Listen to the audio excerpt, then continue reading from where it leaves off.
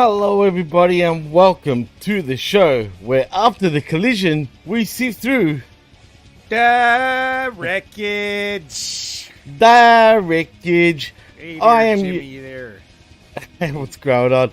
I am your host, Jimmy T. That is the vet, Jamie Williams, and we are live on Humby Media Group via Twitch and also on the YouTube, and also channelattitude.com after the fact. Vet, what is going on, man? After a busy week, well, a busy weekend, shall I say, of professional wrestling, and it continues with Double or Nothing. To quote the great, what's that guy's name now? Used to be Fandango. Now he's a Dango, just Dirty Dango, whatever Dirty the fuck. Dango, yeah.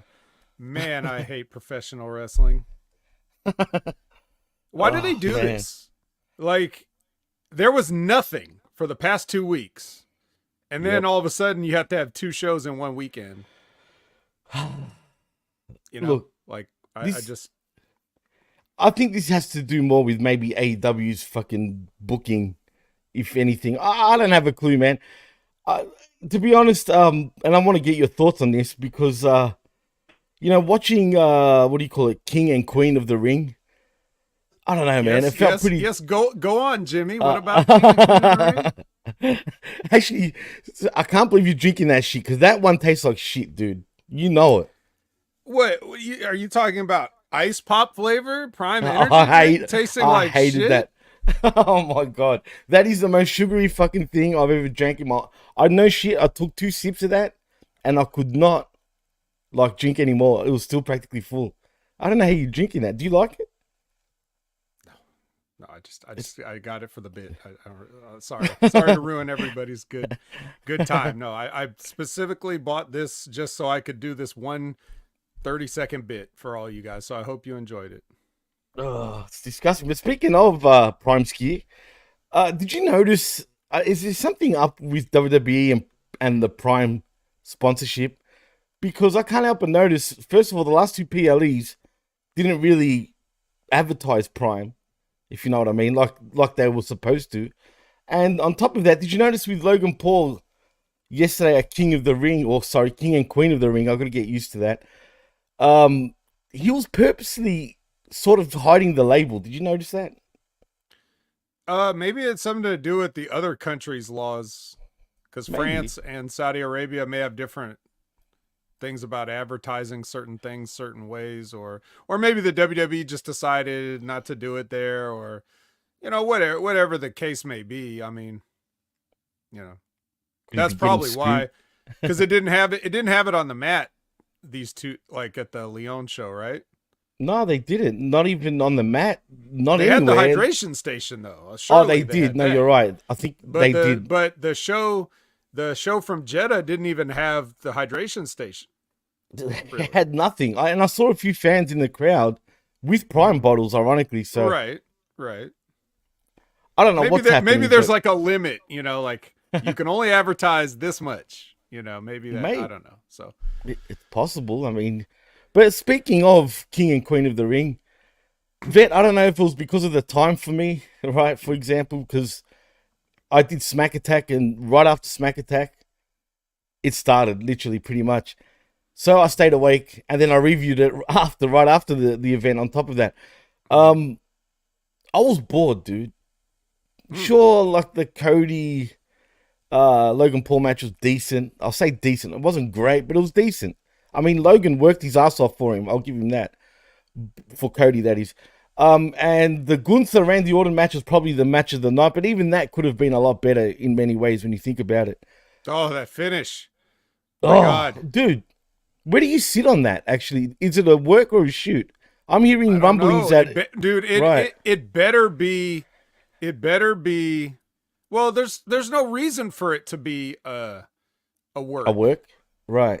Yeah, well, why does Randy Orton need an excuse to lose with a... the whole thing sucked. It sucked. Like, that finish sucked. It was a terrible finish. Whoever booked that needs to get a talking to and a fine.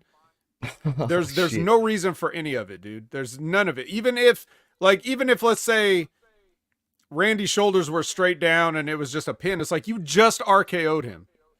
I know. That's the end. That's the end of the match. I don't care. Even if you're trying to say he's strong enough to kick out of the RKO, you already did an RKO earlier. So this is now the second one that he's taken. They fucked it up, basically. I don't know who's all fault. I'll just blame everybody. It was the ref's fault for counting it. It was their fault for doing that finish. It was the agent's fault for booking that finish. It was Triple H's fault for okaying the finish. Everybody in that company, it was all their fault. The end. Well, for me, when that happened, like straight away, I felt like, what the hell just happened? Like, it seemed awkward, dude. So I don't know if it was the ref that fucked up, which is a possibility, or like you said, it was the agents, and this is how it was meant to be booked, and blah blah blah. If that's the case, if this is, I get it. Look, they're trying to protect both parties here, right? So I get it's a bit of a difficult. I don't want to say difficult, but a bit of a touchy sort of thing. But if you're gonna have problems with how you book these guys and how to protect them, then you shouldn't have booked this matchup in the first place. So, yeah, apparently Triple H is gonna, do something about that finish on Raw. Maybe, I guess. I don't know what's going on. Even though one's SmackDown, one's Raw, but he said he's gonna get to the bottom of it, whatever that means. Because you'll never know. Like, this could have always been the plan, but if you fucked it up, if it was a mistake, then this is how you would cover it anyway. So, like, you never really know unless you know. But I don't know why anybody. But Canada Spaceman, we're sorry for spoiling it, but you did watch Collision and Rampage. Like, you could have spent some time doing something besides that. Jeez Christ. I'm sure you didn't miss anything. Is he crying? But yeah, we don't have to go over, just because Canada Spaceman's a lovable, loyal viewer, I won't spoil any of the other finishes. We'll talk about the rest of whatever Jimmy wants to ask me about King and Queen of the Ring. I won't talk about any finishes. You didn't really think Randy Orton was going to win King of the Ring, though, did you? Like, you really didn't think that was going to happen.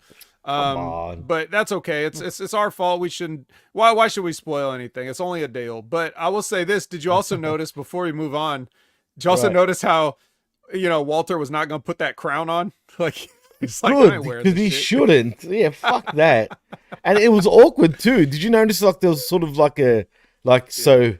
Are you gonna take it? Are you gonna wear it? You know what I mean? Like, yeah, like I was like, is he gonna do it? His head is so his head is kind of small, like in certain parts where the crown would sit. So I was wondering if it would just slide down his neck anyway, like, but it wouldn't get past the ears.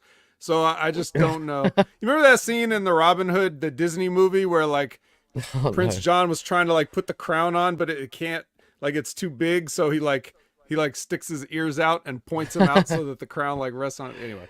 You're taking me way back now. Yeah, way back. Now, way back. How far back in time? So yeah. But the other thing about Orton and Walter is like these two guys work a different style, and I don't even mean that in the way that usually marks say it. I know what you're saying. We know they do things differently, but the style of is like, I think Randy doesn't want to. Like, he wants to do as little as possible, and especially when it comes to stuff that you can't work. Like, if he's going to get chopped in the chest, you knew he was going to take it, but also that Randy Orton does not want to take it. Like, he really does not feel like taking a shower and having the water hit that blistered skin and just like all. He wants to be as light as possible, do as little physical stuff as possible, and Walter likes to beat people up in the ring, but he don't like to take it either. So Randy Orton's not going to give it back to him. Right. He's going to give it one-sided, but he's not going to get it back. So it's just like neither guy kind of gets what they really want. Like, Randy Orton's not going to ask Walter to just keep hitting him so he could sell it. And Walter's not, Randy's not going to shoot on Walter. So there's no kind of awkward situation, right? I've noticed in the when Walter's in a match with a guy like Sheamus or whatever that hits, like, he'll try to kayfabe the hits. Like, he doesn't want to take them. He can dish it out, but he doesn't want to take it. He's like Randy Orton in that way too. Neither one of them want to take anything, but they love. Well, Orton doesn't care to dish it out, but Walter loves to dish it out. So it's a weird dynamic in there, and you could kind of sense that tension of like, well, Randy's the veteran and I have to do what he says, but this is kind of my whole thing, so I kind of have to do it or these people are going to get mad. It's a very awkward situation to be in. And I kind of brought that up too while we were talking about, reviewing the show last night. And it's funny because I even said, like, this match is so weird. Like, as in, like, the matchup just, you said it best. Like, there's no way Orton's going to take those chops. And I pointed that out. I'm like, when he did get chopped, they were the hardest chops Orton's ever had in his life. Like, you never see Orton get chopped. Like, you just don't. You know what I mean? Like, and when I say chopped, like, probably not in 20 years. Since he wrestled Chris Benoit or something. Or Benoit and Flair maybe, you know what I mean? When he had that feud with Flair also for the IC championship. So that was probably the only times. Name me a time. Maybe Sheamus has chopped him here and there, but even that seems rare. Sheamus didn't really chop as much, so. But he does just, just clubs you. He's a stiff sort of wrestler though. Like, well, I'll say snug, not stiff per se. Like, he likes to go a bit snug. Just like Gunther, just like a few guys. But Orton is your stereotypical, in many ways, old school, even though he's not from the 80s and whatnot, but he does wrestle a real old school, methodical type of way, which is a dying breed in today's wrestling. And even him coming up was kind of starting to die out, if you know what I mean. Because he came up during the time where the flippy guys were coming up also, if you know what I mean. So, including Cena and whatnot, but, that was the time where the flippies were coming through too.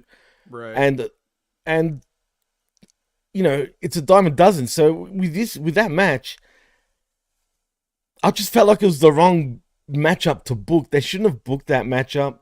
I get it. In some ways, on paper, it is, I guess, and I use this term lightly, kind of a dream match because on paper, it looks great, right? So, cool. It was. I think the average fan would enjoy it maybe a little bit. Yeah. It was still a decent match. Still, right? The match they laid out was good, but the execution of the match was.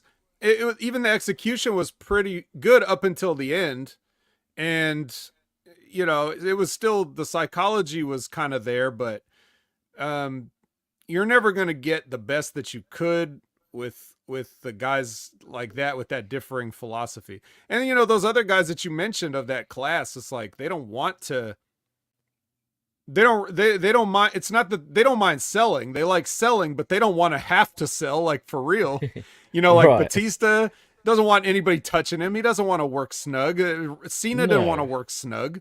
None of those complete opposite. OVW class want to work snug, right? And that's just a preference. Like, it's nothing wrong with it, but every once in a while, like, some guys just really do. That's a holdover from, back in the old days when wrestling was still protected, when kayfabe was still protected. Right. The things like knife edge chops and hard clubs and stuff like that was just so that if you were fighting in front of people, like, and the fans were like right there, like by the rail or something, it's like they could be like, well, you can't fake that. I mean, he hit him. Like, I heard it. I saw it. For sure. I felt it. The sweat flew off and hit me. So it must be real. Like, that's why guys did that. It was like a way of showing that, hey, this ain't no phony bullshit. Look, bam, I hit this guy, right? And you all heard it. You all saw it. That's why stuff was done like that. For me, I like doing that stuff. I also like, I don't mind receiving it either, like, especially if I'm dishing it out, like I said. Like, absolutely. If I'm dishing it, I expect it back, and the adrenaline takes care of the pain part for while you're in the ring. It's only that later initial on when sting, you're like, though. oh. Oof, right, I could only imagine. Yeah, so it's fine, but some guys they just want to work light. They just want to work extra light. Really? Do they cry about it if they sort of do get stiffed here and there? I think they would, especially if they're dicks. Shit. Well, you got to be kind of like even better. If you're a wiener about it, right? You're kind of a dick too, right? Like, because absolutely, you're a dick. You're not really accepting that the other guy works a certain way. Now, there's a difference between guys like that are just reckless, like they don't have a good punch, and so they hit you, like they potato you, versus That's different, right? There was a difference. It was like if I was gonna hit you in a safe way, like a chop to the chest or a club to the back or the forearm to the lower back and stuff, I would do it so that the people in the arena would hear the smack, right, and see like, fuck, he really hit that guy. But if I had to throw a punch, like my punch wasn't gonna touch you. It was gonna look hopefully it was gonna look good and not touch you. I never punched anybody in the jaw accidentally because I didn't know how to punch. It's just like, there's two different ways. But then you hear about guys like Austin that were just like, well, he just punched you. That was it. Like, it just hurt. And you just had to take it because he's Austin. It's like, what? Apparently, why? Why? It's just like, why couldn't he learn to work? Because you're over, you don't have to work your punches. Like, I always thought that was kind of funny, but he used to wail his punches when you think about it. Right. I mean, no, for sure. If you're over, you can do whatever you want. And then if you're not over, then everybody will call you out. That's why they ran Mr. Kennedy out of the Federation, because he was getting more over than them. So as actually Orton, Randy Orton, speaking of right, which, Orton, and exactly. other guys like Cena was like, fuck, he's getting more over than us. All right, get him out of here. Ow, he hurt me. He hurt me. Ow. That was just, I remember that like it was yesterday. I think it was from a belly to back suplex or something along those lines. It didn't even look that stiff, man. And that's why I mentioned snug. You know what I mean? Snug and stiff to me are two different things. Snug is like what you said. It's kind of semantics sometimes. I know, but snug, like in terms of wrestling, when I hear snug more so these days, I feel like, it's stiff, but it's not like stiff. Like, as in, like you said, a clubber at the back of the neck type of thing, or on the top of your, your back, around your collarbone area. You know what I mean? Like around there where you hit them, or a chop, a proper chop. That's to me snug, but not like straight punches to the head and whatnot. You know what I mean? If you're a wrestler, man, you should be able to take. It's not ballet. At the end of the day, sure, it's predetermined and whatnot, but they still hurt each other, man. It's not like you're gonna walk out and be, oh wow, this is like nothing. You know what I mean? I mean, some guys look, to me, Bret the Hitman Hart had the best worked punch in wrestling for me. Only because he would literally look like he's swinging at you and he'd stomp at the same time. You know what I mean? That stomp, like he does it perfectly too. Like, even though you know what he's doing, once you clued in, you know. But still, it's such an art. Like the worked punch in professional wrestling is an art. And a lot of wrestlers today truly don't know how to like execute that anymore, man. Yeah. That's becoming a lost art these days compared to back in the day. Yeah. I think a lot of guys, it was, especially in certain territories like a Memphis, like you better know how to punch because that's all they do, or Puerto Rico or someplace where everything is like really just about punching. And it's like, why do you even call this wrestling? This might as well be boxing with all these fucking punches. You just hit the guy. As Rip would often say, you can't punch too much, because if you hit the guy 60 times and he doesn't have a mark on him, either he's invincible or you're a pussy. So, you have to make a punch. You have to make a punch count for something, right? Right. That's the whole idea, because it's not even supposed to be legal. But now you got these guys. I was gonna say that. Yeah. So you got these guys that, we have a lot of forearms, but it's not because these guys aren't throwing forearms because that's a legal strike. They're throwing forearms because they see Japanese people do it and they want to do it. But the reason the Japanese people don't do it is because it's not a legal strike. If you punch somebody in Japan, they treat that as like a knockout. Like, you've seen enough El Desperado matches, right? One of his moves is like the punch, right? Right. And it's a special move for Desperado, because if he punches you in the chin, you're done. Or like Kushida's another guy. And it's funny because these are the junior heavyweight guys, but like when they use a punch, it's one punch and the guy sells it like he got shot, right? Because Japan is trying to protect the sport of wrestling still in a way. But they have. I mean, they try to American indie workers see Japan and they copy it without understanding the psychology, and now everybody goes back and then they badmouth Japan over that. So it's like a weird thing. But I was just using that as an example of that a punch is supposed to be used sparingly.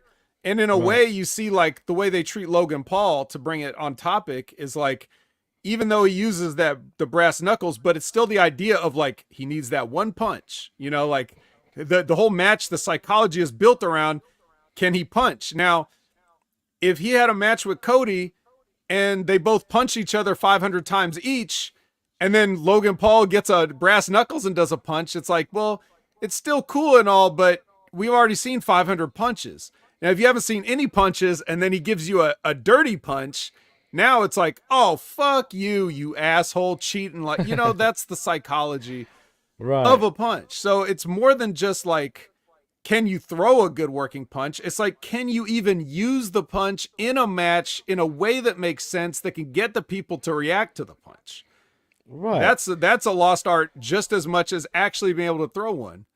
So, well, and that's why I brought up Bret Hart as well, because even when he did it, it's not like he overused it. He'd do it all the way to the 5 count sort of thing, you know what I mean? Mm-hmm. And then pull back on it. You know, it was like, it's like the punches for him was kind of a signature move even. You know, straight into the corner, you know, at the turnbuckles, bang, bang, bang, 1, 2, 3, 4, and then he'll cut it out, you know what I mean? And then usually he might move on to the legs and whatnot, you know, do his thing.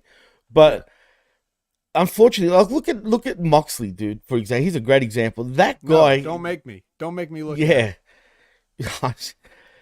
He looks fucked up these days, but anyway, we'll get to that. He can't throw a worked punch for shit. He shouldn't even attempt it. And it's funny, considering he loves blood and guts, right? And I think he's got a fetish for blood. I truly do. I reckon him and his wife, yeah, I don't know. Who knows, man? It wouldn't surprise me if they do some weird shit. A Billy Bob I'm telling you, thing going on, maybe? Have you actually read Moxie's book, actually, Vet, by any chance? No. Dude, I thought about it. And then I was like, life's too short. It was Jargo that got me to read it, right? Mm-hmm. He goes, trust me, it's the most John Moxley book you will ever read. Just read it. And I'm like, I don't like the sound of that already, right? He goes, just do me a favor. He goes, and just read it. So I did. And it is very John Moxley, don't get me wrong. It's actually an interesting read, put it that way. The shit he says in there, dude, he used to do... Actually, he was a meth head at one stage. He kind of... I'm so shocked. He kind of throws LA Knight under the bus. Idolized Nick Gage was on meth? No, Jimmy, no, that's not true, right? He said it himself, man. Did he take artistic license in this book? Don't let the truth get in the way of a good story. Well, I can't remember now. He might have. You know, who knows? He could. Knowing him, he might have said that. But it's an interesting thing. But he also talks about all the times him and Paquette would have sex and what types. Like, man, why is he even getting into that? Like, you know what I mean? But trust me, yeah, he loved coke too, cold-blooded, exactly. He loved coke, he loved meth. And he says he quit, like drinking and whatnot, right? He gets into that. But he never goes in and says that he quit doing hard drugs, dude. Which I found interesting too. So who knows? He could be still on whatever the hell he's on. Yeah. Enough time spent talking about him, because... yeah, that's true. Yeah, well, whatever we have to talk about later will be more than enough. But I just want to point out also, man, before we move on, shout out to Revamped Wrestling. You know, unfortunately for him, his dog Molly passed away, and I just want to say, even though we're talking on the X before Revamped, once again from everybody here at HMG and ChannelAttitude.com, our condolences go out to you, man. It's never easy losing a pet, put it that way. Yeah. A big bow to Camp Wrestling. A big bow wow indeed, man. So keep your head up, bro. You know, it's life. It is what it is, man. So I just wanted to, you know, point that out because, you know, he wasn't feeling too well. But he's here to join us, and that's what matters, man. But anyway, back to the wrestling, though. The king and queen of the ring. I think we were talking about that. We were talking about Orton and then we segued Gunther. into how to... We segued into teaching the entire wrestling industry an important lesson that they'll probably never hear, because they probably don't... Not enough of them sign up to Channel Attitude for $4.99 a month or $4.95 a month, which they should. $4.95. Everyone in AEW should sign up. It's only $4.95. We know they're making at least $4.95K, so they can certainly afford it. Everyone in AEW should... We're such pricks for saying that. But anyway... Oh, you did, Cold? Really? He totally skipped parts about him and Renee. Well, you shouldn't have, because they're weirdos. Anyway, what other match stood out to you actually, Vet? Because funny enough, there's rumors swirling all the way around. Yeah, I don't know if you've heard this. Swirly rumors. People out here truly believe this is funny. I don't pay notice to this because they're idiots.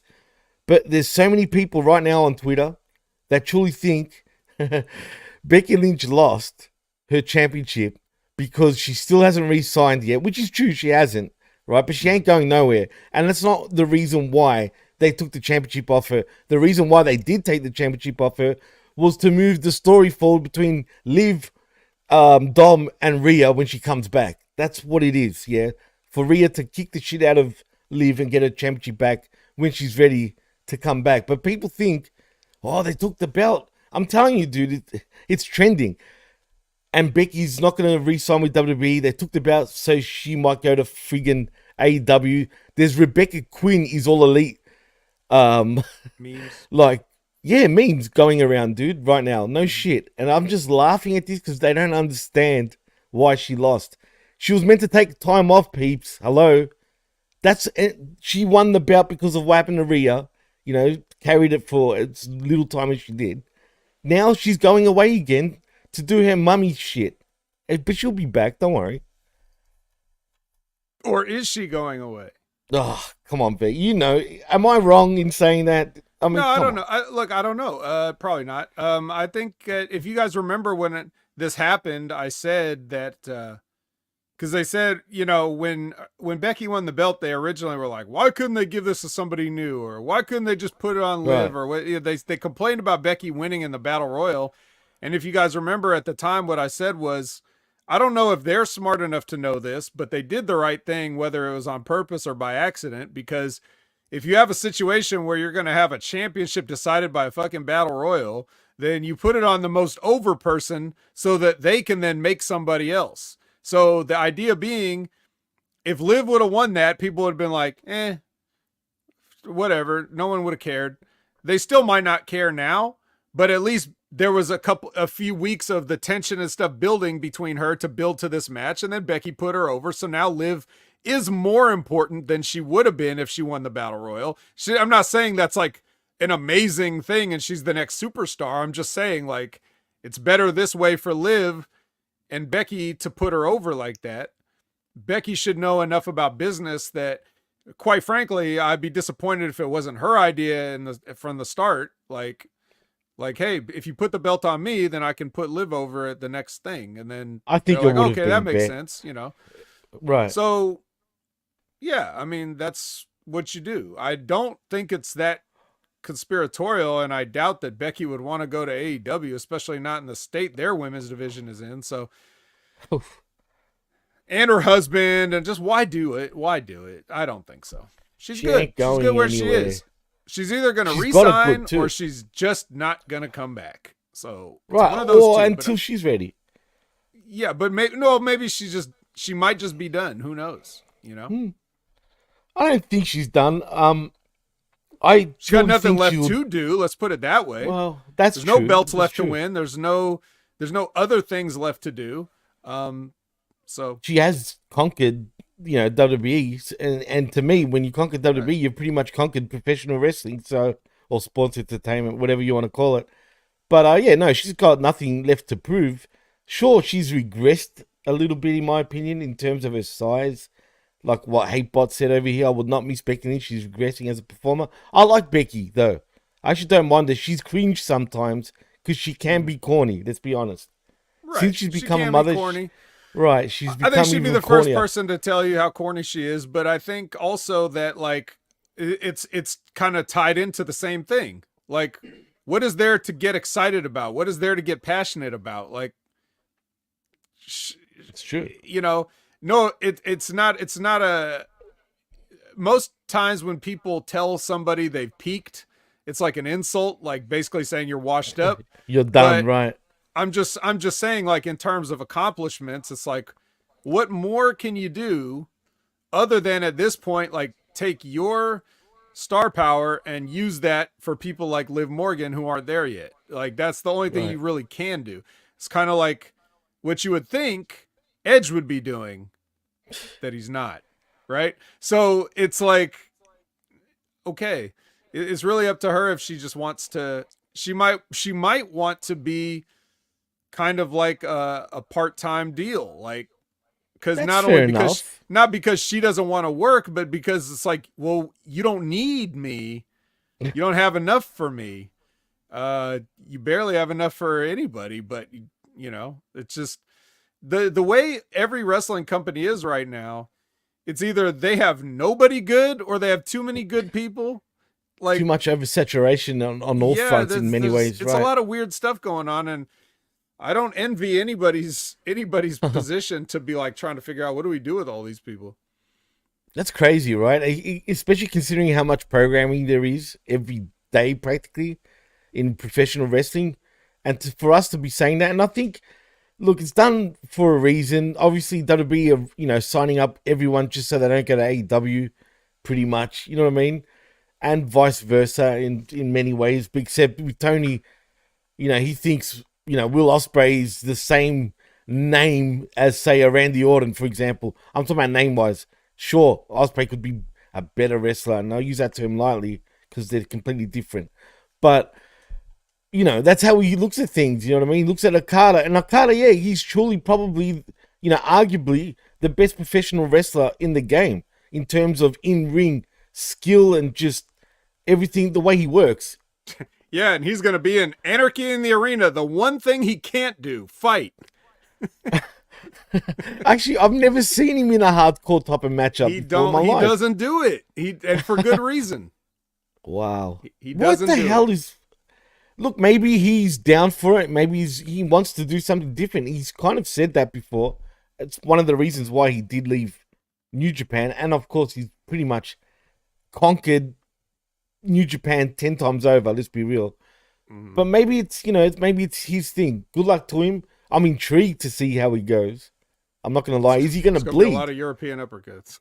I don't want to see that. I'm sick of European uppercuts. Is that... Did Claudio Castagnoli dye his hair and turn Japanese? Like, what happened? Oh, Castagnoli, man. Don't even get me started on him. But anyway, but one more thing about WWE before we move on to AEW. Was anything else that stood out for you, Vet, during this PLE? No, like you said, it was boring. I was just bored. It was. I just waited for it to be over, and then it was. But I gave it a C plus, put it that way. And that's probably being generous still. But one thing you notice is like, one thing I noticed watching it was like we had the crowd in France, which are up for everything, and the Saudi crowd was like, they were only up if you were super pushed, right? Yeah, they're your cookie cutter. Like, this is the wrestling fans they want, really, deep down. Saudi Arabia is the perfect example. They're still stuck in the 80s, dude, when you think about it. In terms of fandom. Does that make sense? Well, I don't agree with that. I just think it's like the perception is like they get really excited for the guys like Randy Orton. They get excited for guys like all Cody. The white meat baby faces. The guys that are either have a long legacy or are being, pushed to the moon. LA Knight got a bigger reaction just when they showed him just sitting there. Yeah, compared to who? Fucking Nia Jax? Like, yeah. Yeah, they didn't give a shit about Nia Jax. Right. I was happy for Nia, though, but she fucked up by, showing emotion, though. You can't be a big bad heel and show emotion. And can I ask, why did she get on her knees to Triple H? Shouldn't it be... It doesn't make sense to me, but whatever. I get it, she's a queen. Man. But she shouldn't be the one on her knees. Like, I don't know, man. Maybe I'm being picky, but... She's not too tall for him to reach. He could have put the crown on her head standing up. Can I ask, is Triple H going overboard with himself right now? I don't know. Maybe.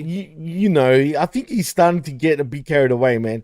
This is the real Triple H. This is exactly what he was known to get heat for, if you know what I mean. Putting himself way over. I feel like and I love Triple H, don't get me wrong, but I feel like he's going overboard now with, look at me type of thing. This is my era. I'm the boss. I'm doing all this shit. I'm the man. I can see that.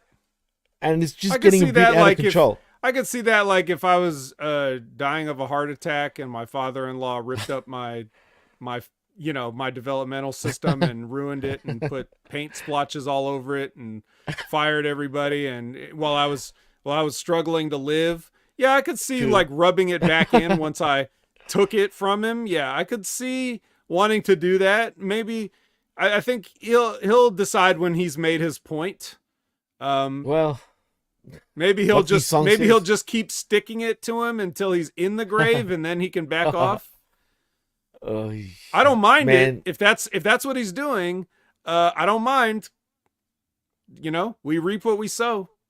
You think that their relationship is that fractured that between now and Vince's dying day? Do you think like they will never talk to each other again? Or in saying that, not the same way. I think people probably overestimated their relationship to start with. I agree. I think a lot of people just assumed that, like, because, he married Stephanie, that obviously, Vince just accepted him and loved him, which I don't think was really ever the case. No. Well, so how do we know what their relationship was? And I just look at it as, from a 30,000 foot view, like, it's nothing I haven't said before, but like, from a bird's eye 30,000 foot view, what it looks like to me is, he waited patiently for his time, and as soon as he realized that time was never going to come, then he took it. I think that's what it was. And the final straw could have been, hey, I'm having a heart attack. Why are you ruining NXT? Maybe that was the last thing. Like, okay, I'm done waiting. I'm just going to take it now. Like, that's probably it's something like that. If I had to guess, it's fun to play. We all love to play, conspiracy theory games. So that's mine. My thing is he got tired of waiting patiently for his, what he thought was obvious. Like, oh yes, you'll leave the WWE to me when you're ready. And, I'll just like full, like, yeah, you know what I mean? But yeah, you know what? Vince is a prick for actually not handing it over to his, to his children and whatnot. But whatever, it is what it is. Hatebot says, Triple H got a piece of Janelle too. I bet. Doubtful. I doubt it too. He doesn't. I truly think he's very much in love with Stephanie, man. That could have been. Really. Well, it doesn't even have to be that. But it's like, I doubt that. Like that could have been a thing where it was just like. I don't want to turn this into that kind of podcast. Let's just say that could have just been more ammunition for him. Like once he found out, when he found out, it's like, yeah, dude, that's really cerebral. I see how this can now happen. Yep. Damn, that's deep, Vet. That's very deep. Pun intended, also. But Cold Blooded thinks, I don't have a daughter, but if I did, I don't think I'd ever truly accept a man who is having sex with her. I think all of us think that way, but then you just got to accept it and not think that way, Cold. Why would I want to think of my daughter? I don't have a daughter, but if I did, why the fuck would I want to think about you know what I mean? Like in that way. That'd be like, I'd be trying to push that completely out. But in saying that, we are men, and men are fucked up in many ways. So I can totally understand where he's coming from, but I would hate to think that way though. But anyway, we're not here to talk about daughters and sex. But anywho, let's keep moving on about this WWE event. Anything else, Vet, you wanted to touch on? Any other shit? Not particularly. I was just making the point of like, how one of the reasons I think that you see the difference in that crowd is like France hadn't been there for 10 years. They hadn't been back for 10 years.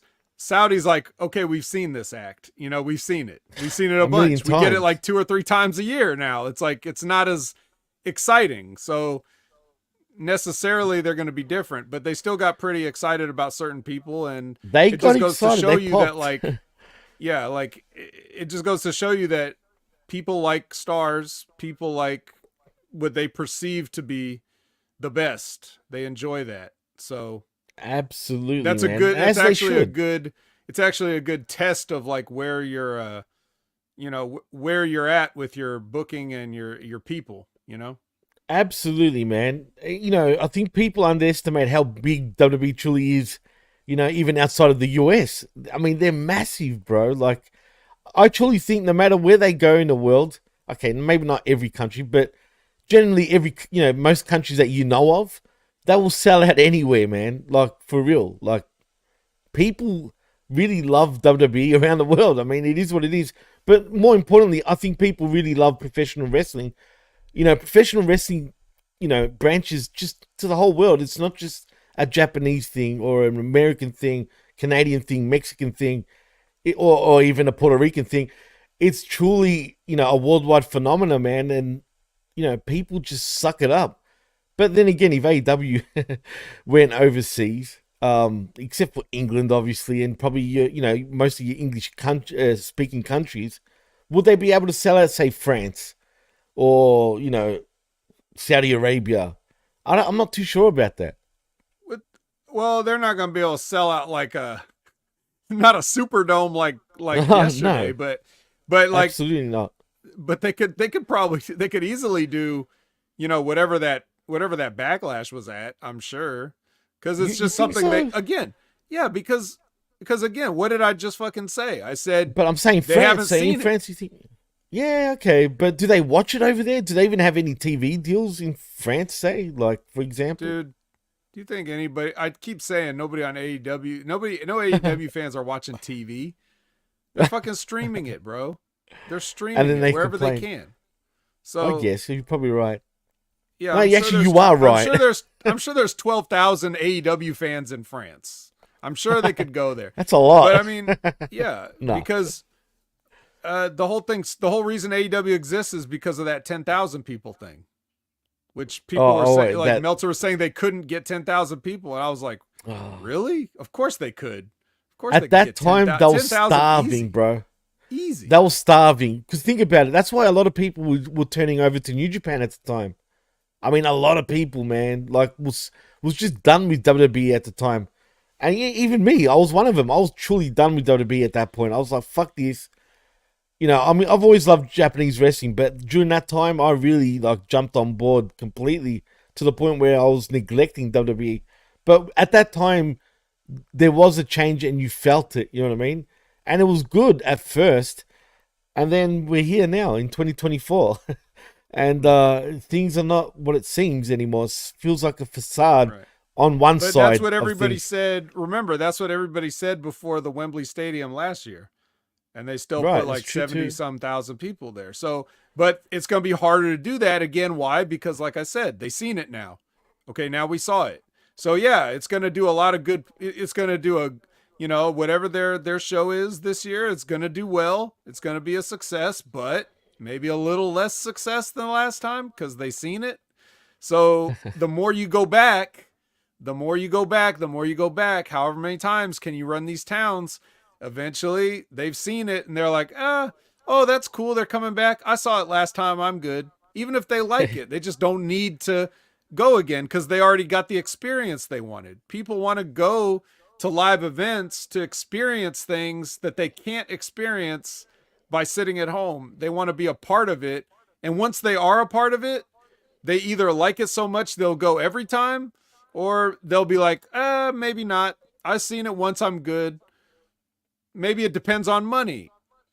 There's different reasons why people will or won't go to a thing, but just know that like in anything in life, human beings, the more they see of something, the less they'll feel like they need it. It's not a priority if you feel like it's always going to be there.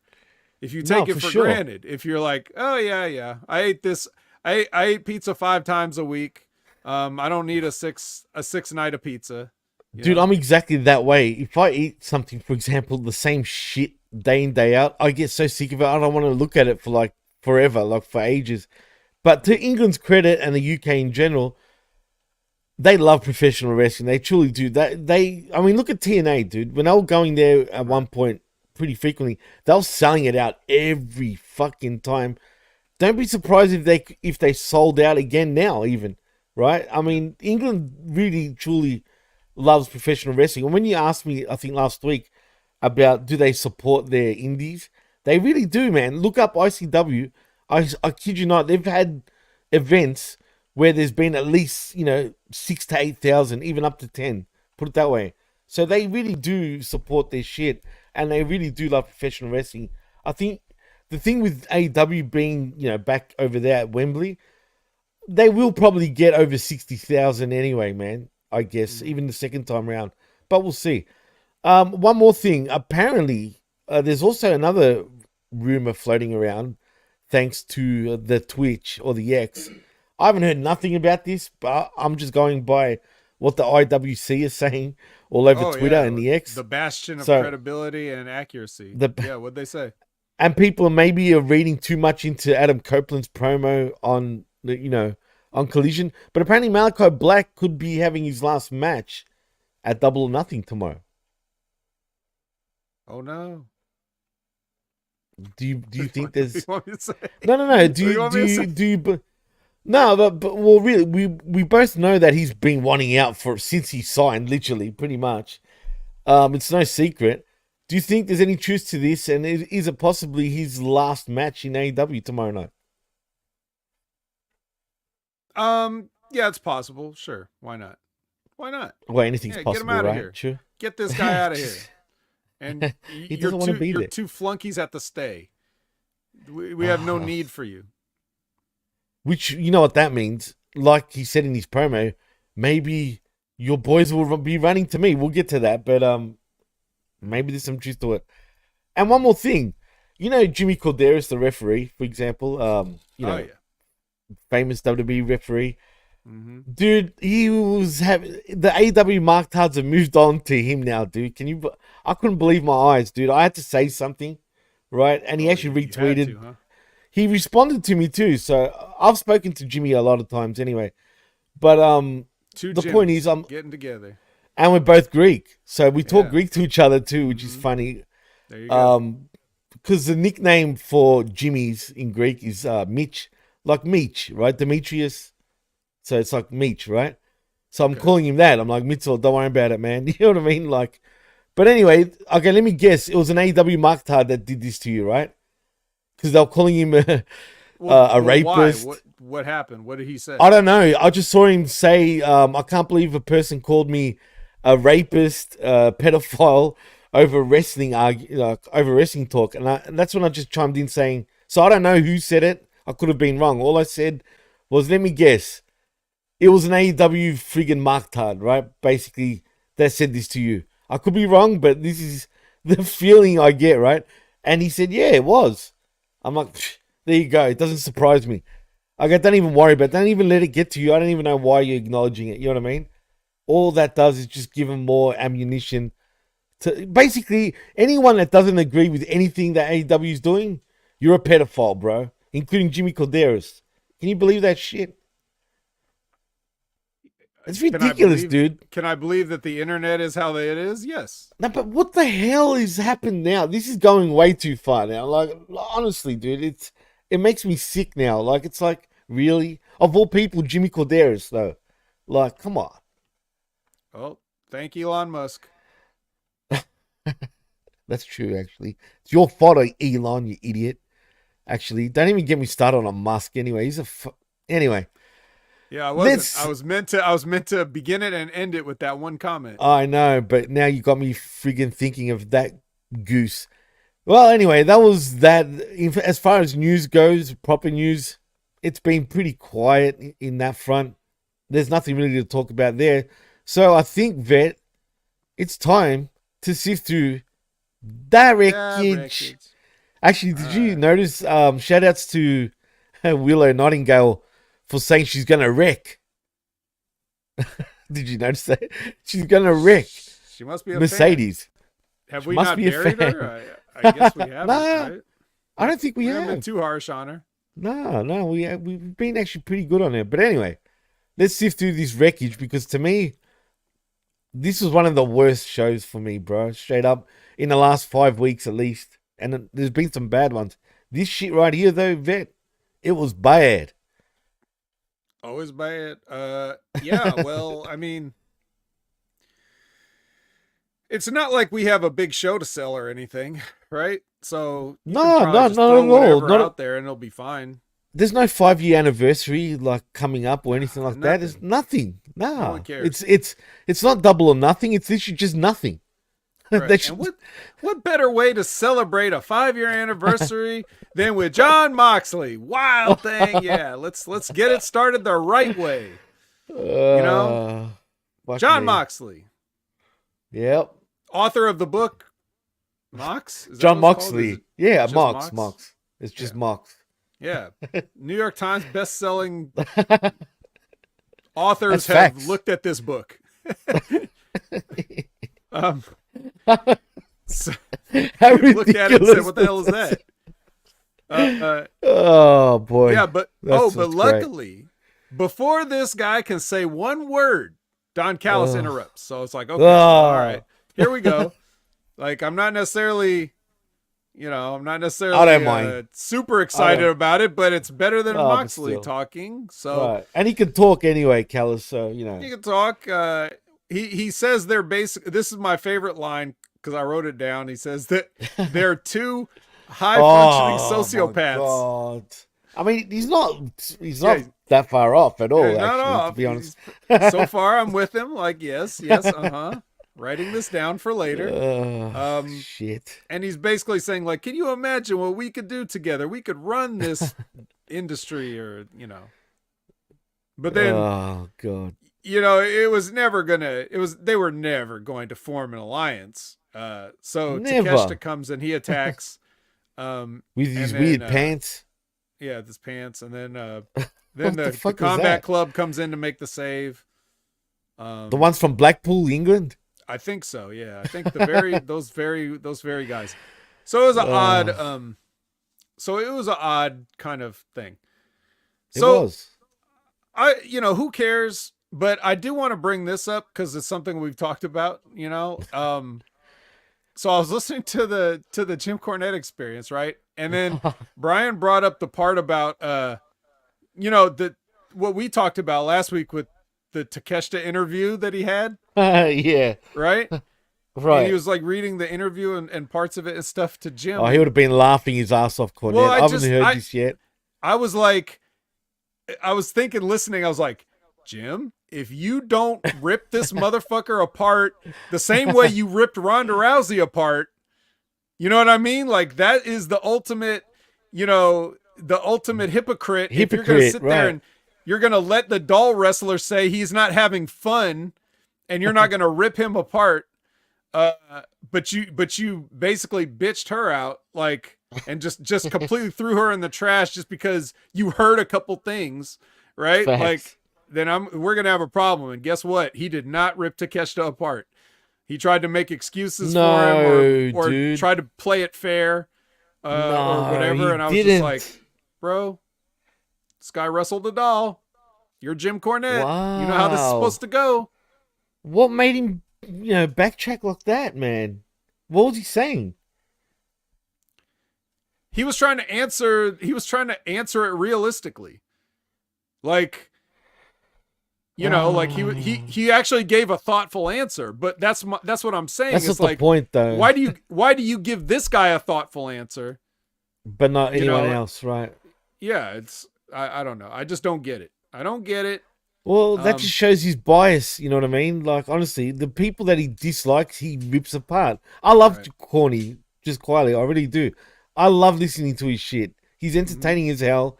But you can't do it both ways, man. You can't. You can't play that way. You gotta have somewhat of integrity of, right. If you're gonna go so hard on certain people, he doesn't even need much. Like, he'll hear one, so he'll go on hearsay. He will cut a 10-minute promo saying that this person should, what's the phrase he likes to use? They should be boiled in oil and have their fat sold for soap. That's what he likes to say. And then he will start laughing like, how he kind of does that. Yeah, great episode. That's Go ahead and listen to it, but just know that, it's not as even-handed. So for some reason, this guy gets a pass. Like Takeshita gets a pass, I guess, because he's tall and has muscles. Man. I guess he gets a pass. Like, I don't know. Well, I mean, think about it. He is look. Actually, I'm not going to say a Japanese guy because there are a few Japanese guys that are kind of big, dude, compared to other Asian races, if you know what I mean. But yeah, he's still a young gun, but he should have ripped him apart for bitching and complaining, dude. Yeah, because really, he shouldn't be publicly saying that shit anyway. Like, let's be honest. Well, think about it. Like, you see what I'm saying? Like, I'm making the reason I'm making the comparison with Ronda specifically. It's only because of Cornette, how he ripped her apart. No, I totally get that. Yeah, and also, I was saying a lot of those things for years on here.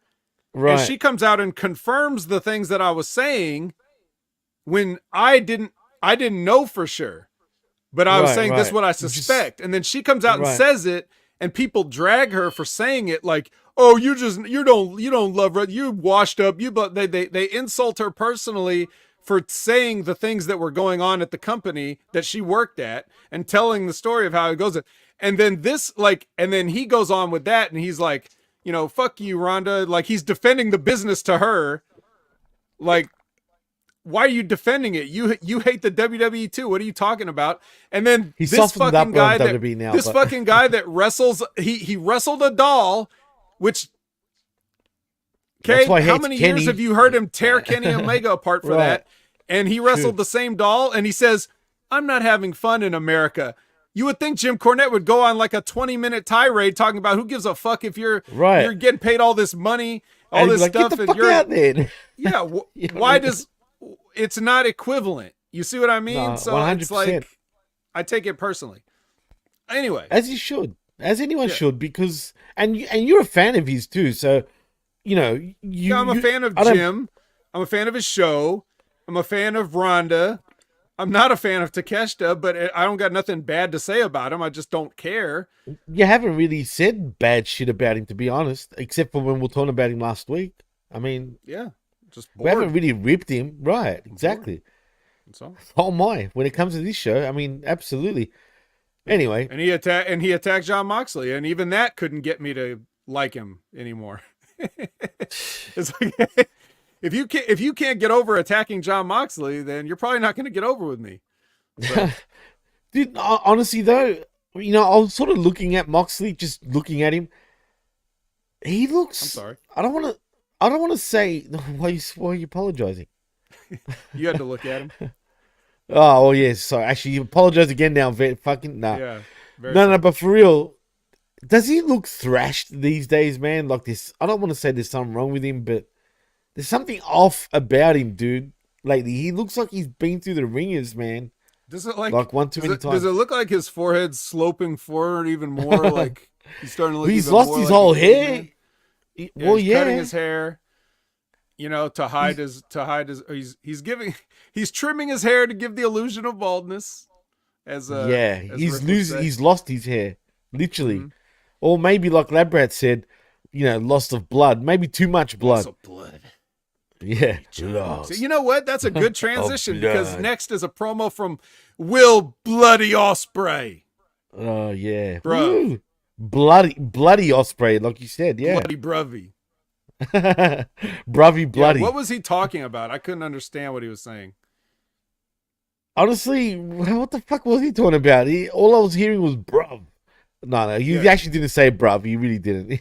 He was bleeding. Mask, but... He was bleeding like hell.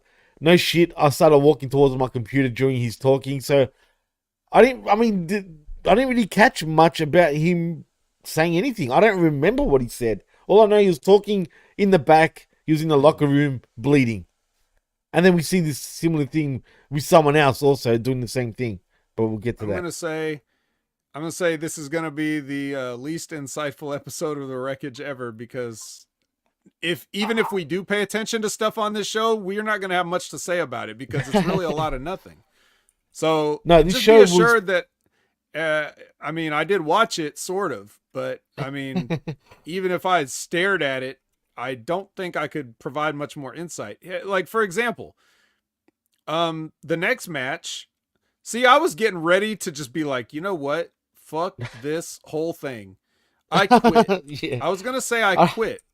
Because Thanks, it was Alderby, Daniel like- Garcia Yeah. and Claudio just Yes. in a tag team for some reason, and then No reason. the Righteous came out, and I was like, Oh, oh my god, no.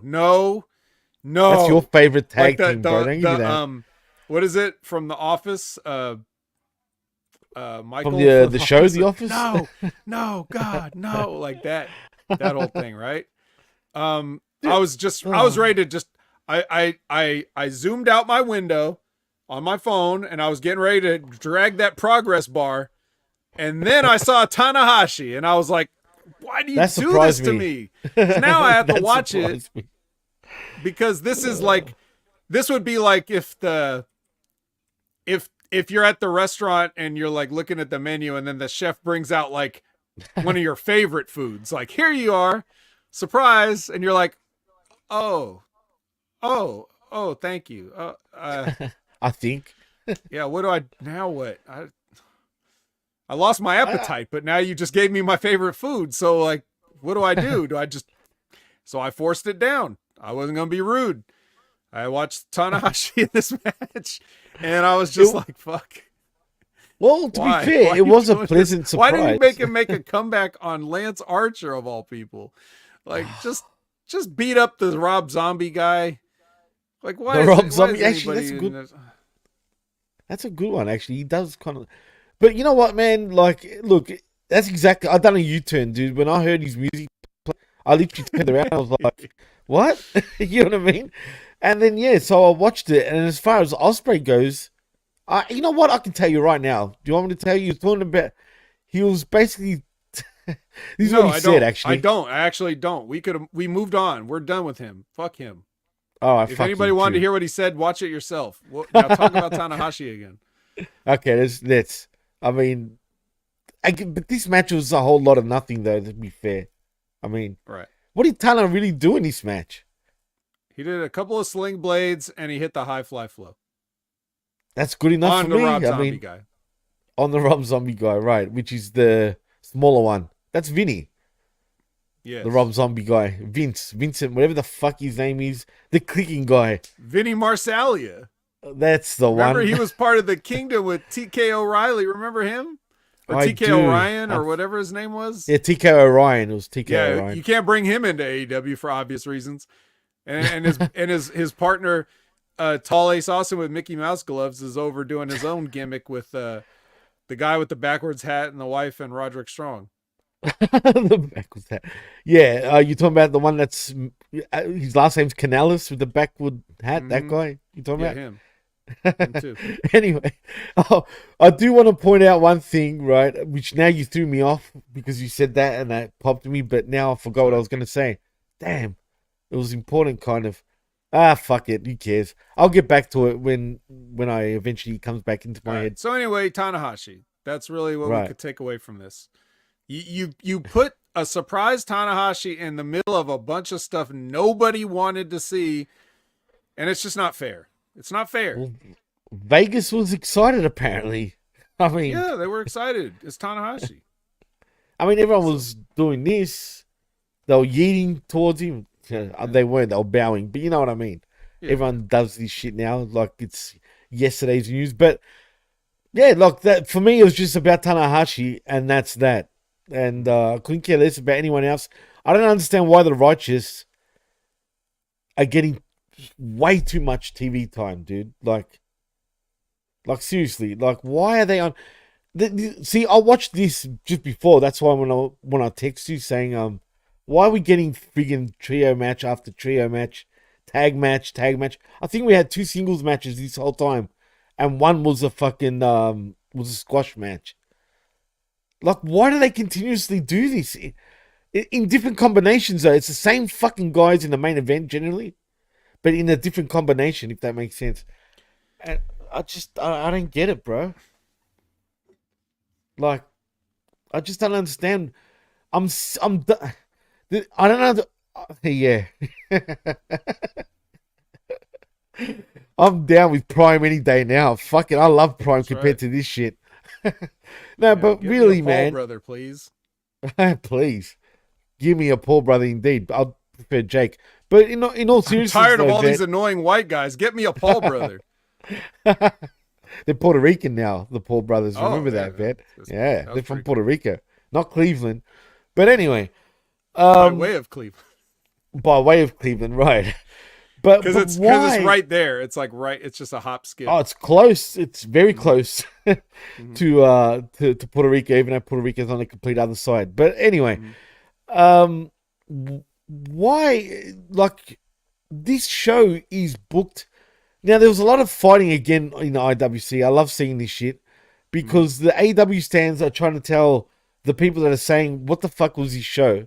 Right? There was nothing to lead other than, the Adam Copeland stuff. Well, and the Moxie even stuff. Hatebot is saying right now, as of 9:11 a.m. Pacific time, did any of the matches even advance a single story going into the marquee pay-per-view, which that is the story. The story is they didn't advance the story. Or they advanced it up to a point. Three things actually advanced the story on the show. They advanced it up to a point, but it's already advanced. This just treaded water. It didn't move it further. It just kept it there. But I'm trying to give him the benefit of the doubt, Ben. I'm trying to give him something. Okay, fair enough. They blew it. But see, that's the argument. All the AEW marktards are sitting there saying, well, if you fucking can't understand that everything is leading to a story, you don't get pro wrestling, and they're literally losing their shit. That's what I was reading. Well, then I watched the show.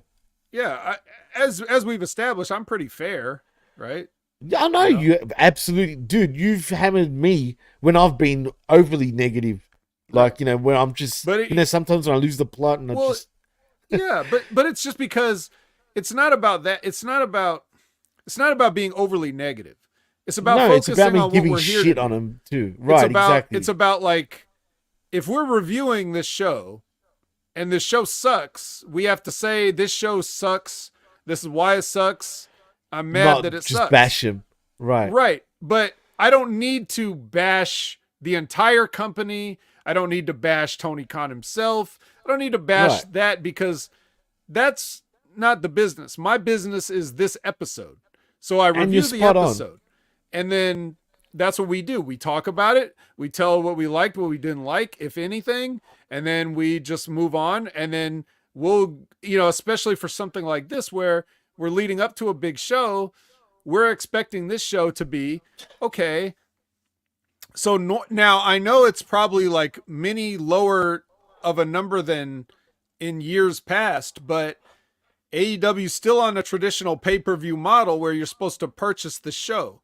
Now, we all know that many people are going to steal the show.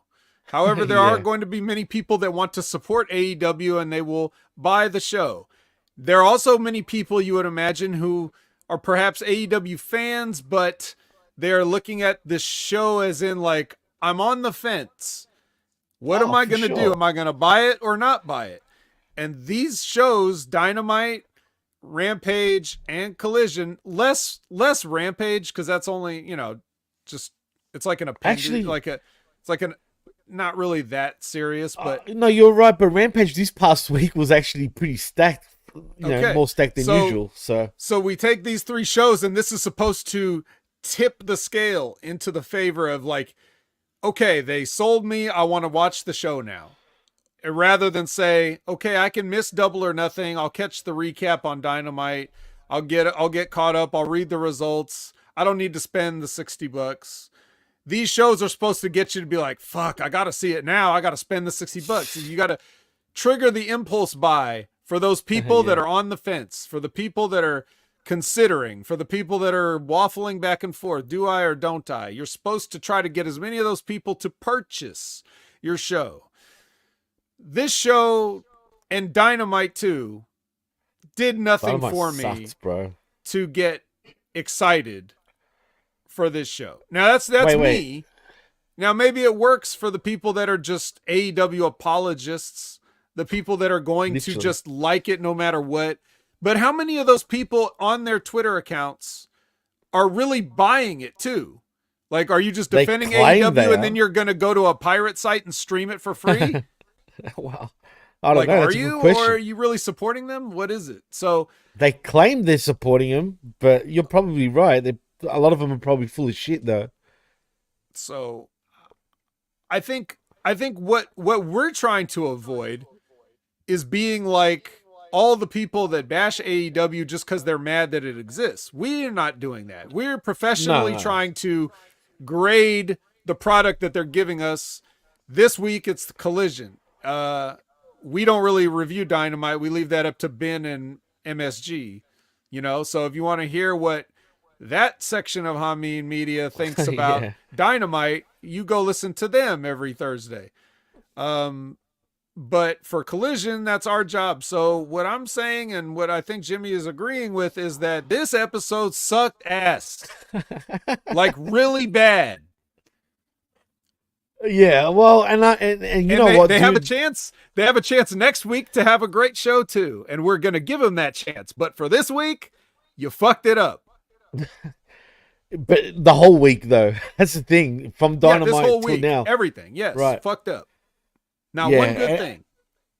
And the truth is, man, look, sometimes, like I said, and I've been guilty of this, and like you pulled me up on it, like, and deservedly so, because I thought about it. I'm like, you're right. Sometimes I get carried away, but when I watch a lot of AEW, it does make me go kind of weird, where I just want to bash it. You know what I mean? Mm-hmm. And it's not because I hate AEW. I don't. As a matter of fact, once upon a time, I enjoyed watching AEW. You know what I mean? But I don't want them to die. Let's put it that way. I want them to succeed. Heck, them being better would make even WWE a whole lot better, and that means all of us are happy. We're all happy because wrestling is good. But they can't admit their mistakes. That's what's annoying. And because they can't admit it, and look at TK, dude. He's exactly the same as their fan base. There's no difference. You know what I mean? This is exactly why he's fans, and it truly is a cult, because they're like this. La, la, la, la, la, no matter what you say. You know what I mean? It's because he's from the internet. So, of course, that's the problem. He's only going to listen to the internet. But that's the thing. Like, even the haters, that's still just the internet again. It's like, whether you listen to positive or negative, you're only listening to the internet, which is just a fraction. So right, and that doesn't even influence me. Believe me, put it that way. No, I'm talking about him. I'm talking about Tony. Like, I was going to say, right? Don't listen to that. But look, he's doing his best, but that's not the issue. The issue is sometimes your best isn't good enough if you don't know how. Like if NASA told me to build a space shuttle, I could do my best. It ain't going to take off. Well, right. No, you're right. You're right. But that's the thing. But it's just a lot of assumptions too. Like it's, let's put it this way. I'll put it this way. And I bet this is a take that doesn't exist anywhere else. So here's a unique take for everybody. I would like to see what AEW would look like if Matt and Nick Jackson were nowhere around at all, ever again.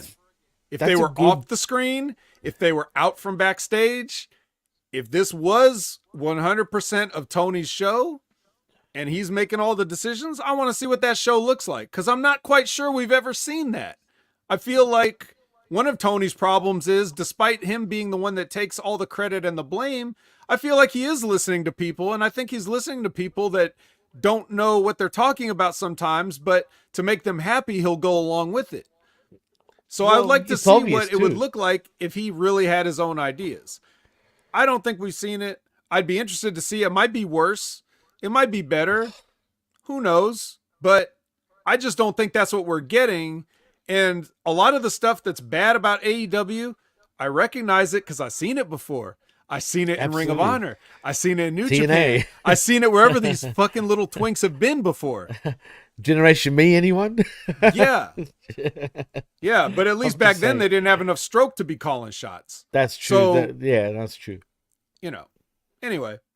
Can I ask one more thing? Because about the Bucks, you brought up an interesting point. Do you think the Bucks are truly that poisonous to AEW right now? Obviously you do. Yes, they're poisonous. Dude, I've said it for a long time, since before I was podcasting. And then when I started podcasting, and then when I moved to Hameen Media Group, I've been saying it the whole time. Killing the business is not just a catchphrase. They really are. There's a reason people were saying that about them. And everything that, as you see people getting more and more dissatisfied with wrestling outside of like the WWE, but even before, when Vince was there, wrestling, the WWE sucked, Indies sucked, AEW showed up and was different, but then it quickly sucked. Like this is all like, all this is like, it's of the generation of people that like things ironically and the people that parody things and make fun of things. It's like those people have infiltrated wrestling fandom, and the kind of people that would enjoy the Young Bucks are not the kind of people that are going to push the industry forward in a positive direction. It's going to push it more in the, this is the phoniest shit I've ever seen direction. That's my opinion. Anyone's free to disagree with it. If you like the Young Bucks, that's fine. If you don't like the Young Bucks, that's fine. Whatever you think, but that's what I think. I think they have been poisoning the entire industry, not just AEW, not just the places they've been. They've even poisoned the WWE without even being there's stories with that too. Well, you heard they got heat from the day they walked into WWE when they had tryout matches, for example. So there's a lot of stories that goes around. And if that's, I mean, there's a lot of evidence pointing to that direction also with the Bucks. Well, think about it this way. Just look at it this way. Sorry, Jimmy. One more thing real quick. No, please. Don't how apologize. many people have gotten signed from WWE or anywhere else out of PWG? Was Regal going to those PWG shows all the time and looking for guys? He has been at the PWG shows, though. Right. He has and been who is there, all over PWG? The fucking Young Bucks. Like that's that bullshit form of wrestling is right up their alley, where they just do whatever they want and nobody's meant to see it. That's why they don't have like streaming services or shows or shit like that. Like technically they're not TV, except for Battle of LA, whatever it's called, the tournament that they have every year. Yeah, but anyway, so that's where it all started, and it just the disease spreads from there. Shit, that's literally the cancer of wrestling, right? Who is worse, it's Bucks crazy, or DIY? 100% the Young Bucks. 100%. Oh, the Bucks, 1,000,000%. Come on. Not DIY, I can't stand them. Yeah, I know, there's no comparison. I can't stand them either, but that should just show you how much worse the Bucks are because of the damage they've done. And they have stroke, and they've always had stroke when you think about it, except for probably TNA. But, you know, even in Japan, they've had stroke there. Everywhere they've gone, pretty much after TNA, they've played their power cards. They're smart. Look, say what you will about the Bucks, and they are cunts. Don't get me wrong. They're smart in terms of getting themselves the maximum paycheck and just maximum control. Do you know what I mean? For themselves. But it's funny coming from two sort of Christian kids, and their families are really religious. To think that they're like, you know, doing what they're doing, you'd think at least like they'll look at themselves in the mirror, but they don't. I think they hate their fan base. Truly, they think their fans are all pieces of shit. Straight up, pay me. I've heard him say it. Pay us basically, and that's that. Like, you know what I mean? We couldn't give two fucks about you. You know what I mean? Without even swearing, they give you that rub too, man. You know what I mean? So. I don't know, man. Fuck them, like you said. And, you know, maybe people could have enjoyed them more if they weren't such pricks, you know, politically. But maybe in their eyes, they look at it like it was a professional wrestling business. How many guys have walked over other guys to get to where they're at? So, I don't know. It is what it is. I think that's what they thought they were doing. I think they were subverting all the times that, like, the gatekeepers would. And look, it's not just their fault. Like, I'm saying they're part of it. Everybody's to blame for how things are now if you don't like it. I mean, if you like it, obviously it doesn't matter. Like, you're just loving it every second of it, right? You know, you get to sing songs on Mondays and Fridays, and you get to see super kicks on Wednesdays and Saturdays. Like, you're having a grand old time. But it's everybody else's fault. Just as much as it's the Young Bucks' fault, it's all those old timers that would like try to protect their spot and not help the young guys learn the right way because they didn't want to get replaced because they tried to hold on too long because it's that kind of a business, you know, all that stuff too. Like, that's how you create a monster like these guys. Well, that's how it happens. Look at the blowback. Well, look at the blowback now. Now they don't even want to listen to any vets. You know what I mean? Period. Right. Like, they don't want to listen to the old guys. The old guys are complaining about how nobody listens to them, but yet when they tried to give advice, or like when young people would try to go to the old timers for advice, they'd be like, "Get this fucking mark out of my face! I ain't telling you nothing, kid. Learn it on your own." You know, like so it's like they had to figure it out on their own because you didn't want to help them because you were trying to protect your spot. Now look what they did on their own, and now they pushed you out, and they're not listening to you. So who's laughing now?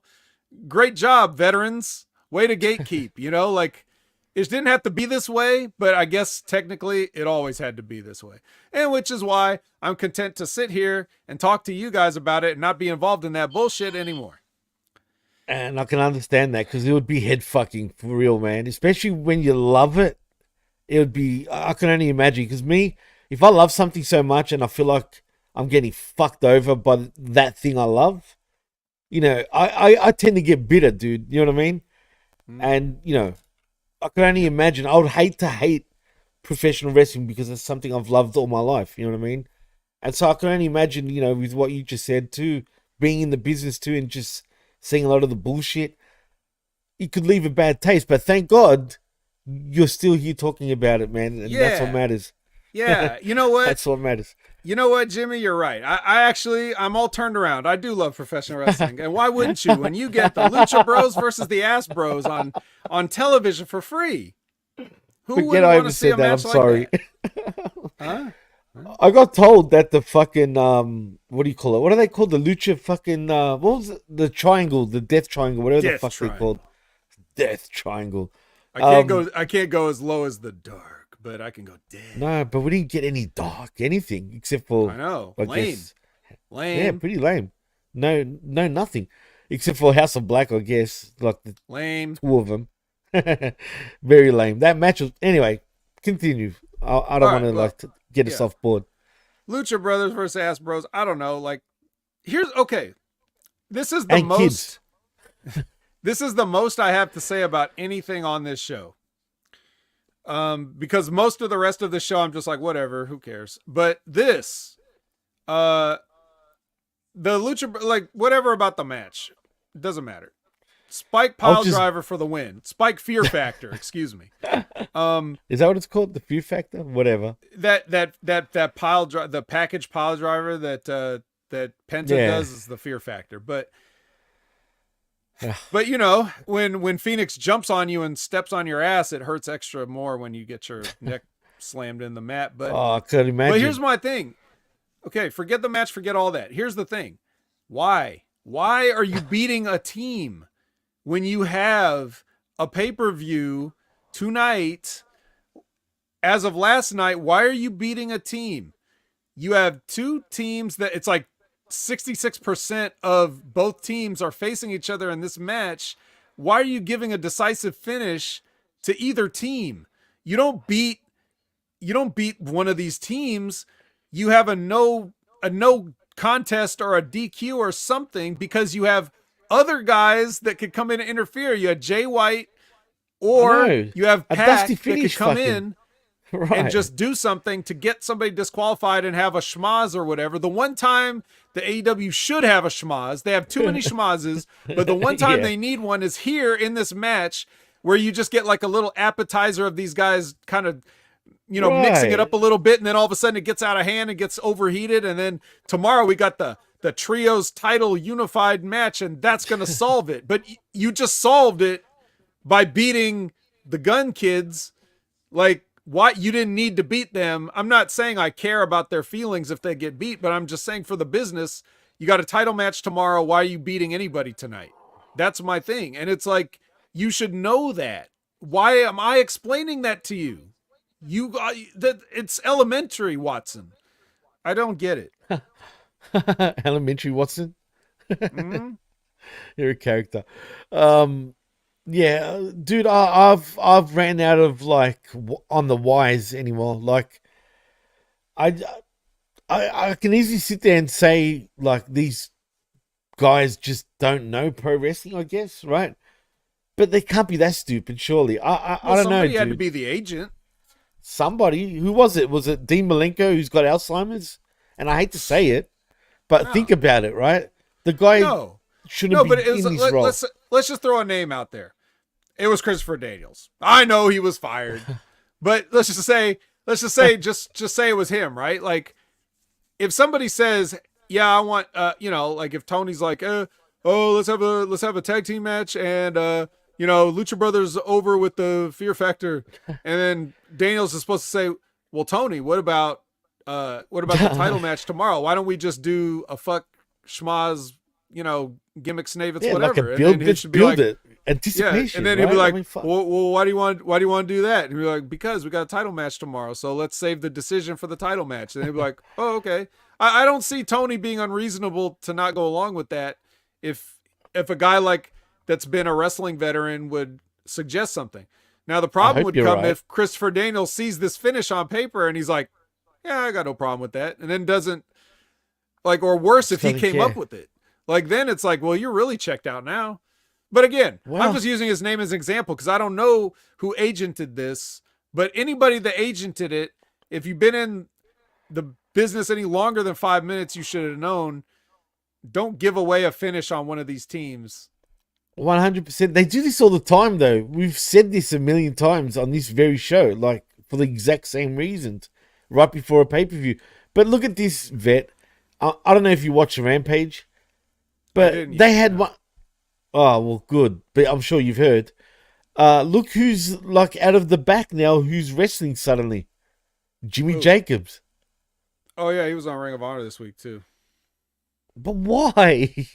Isn't he a freaking writer or an agent at this point for AEW? Yeah, he's got that itch. Sometimes he just wants to throw the boots on and get in there. Well, fucking, it's pointless. If they're not going to do anything with him, he's old anyway. He's not that old, but he's done. Come on, he's done. He's done 10 years ago, man. They do that. Jimmy Jacobs. They do that sometimes. They just put on. They do it on Ring of Honor to try it out. True. Well, they did. Except on Ring of Honor, I don't know who he worked on Rampage, but on Ring of Honor, he worked Satnam Singh, so that was fun. Oh my God, why? And see, this brings me back to maybe that wasn't a dream match, Jimmy. You didn't want to see. You didn't want to see Satnam versus Jacobs. No. No, of course I did. That's one of the best matches I've ever. No, look. Honor Club. In all seriousness, Honor Club. Yeah, $10. They don't even say that. So they don't really even advertise it, bro. Shivani did mention it though on this show, but that's the first time I've heard him actually mention it in a long time, Vet. Which is, shame on them. That's how much they really care about Ring of Honor. Not that it matters anymore, because to me it's not even ROH anymore. But how you brought up about Christopher Daniels talking with TK. He could easily go the other way though, because he was fired, right? Well, yeah, he was fired exactly. So we'll pretend, he wasn't fired yet. For the sake of argument.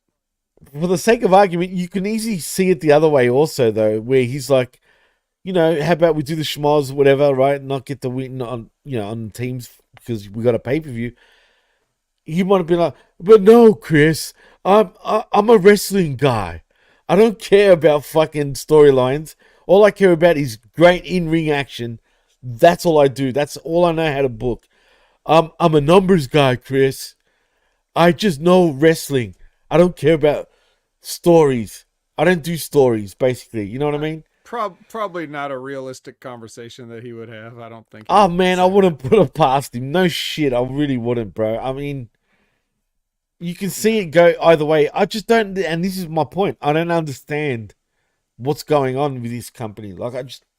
I can't comprehend how a wrestling company that's got guys that know and should know what's going on, but have no clue on how to book a wrestling show. But at the same time, didn't we just talk about that King of the Ring finish and how they fucked that up? So, but that's true. Who does know what the fuck they're talking about anymore? Only me, apparently.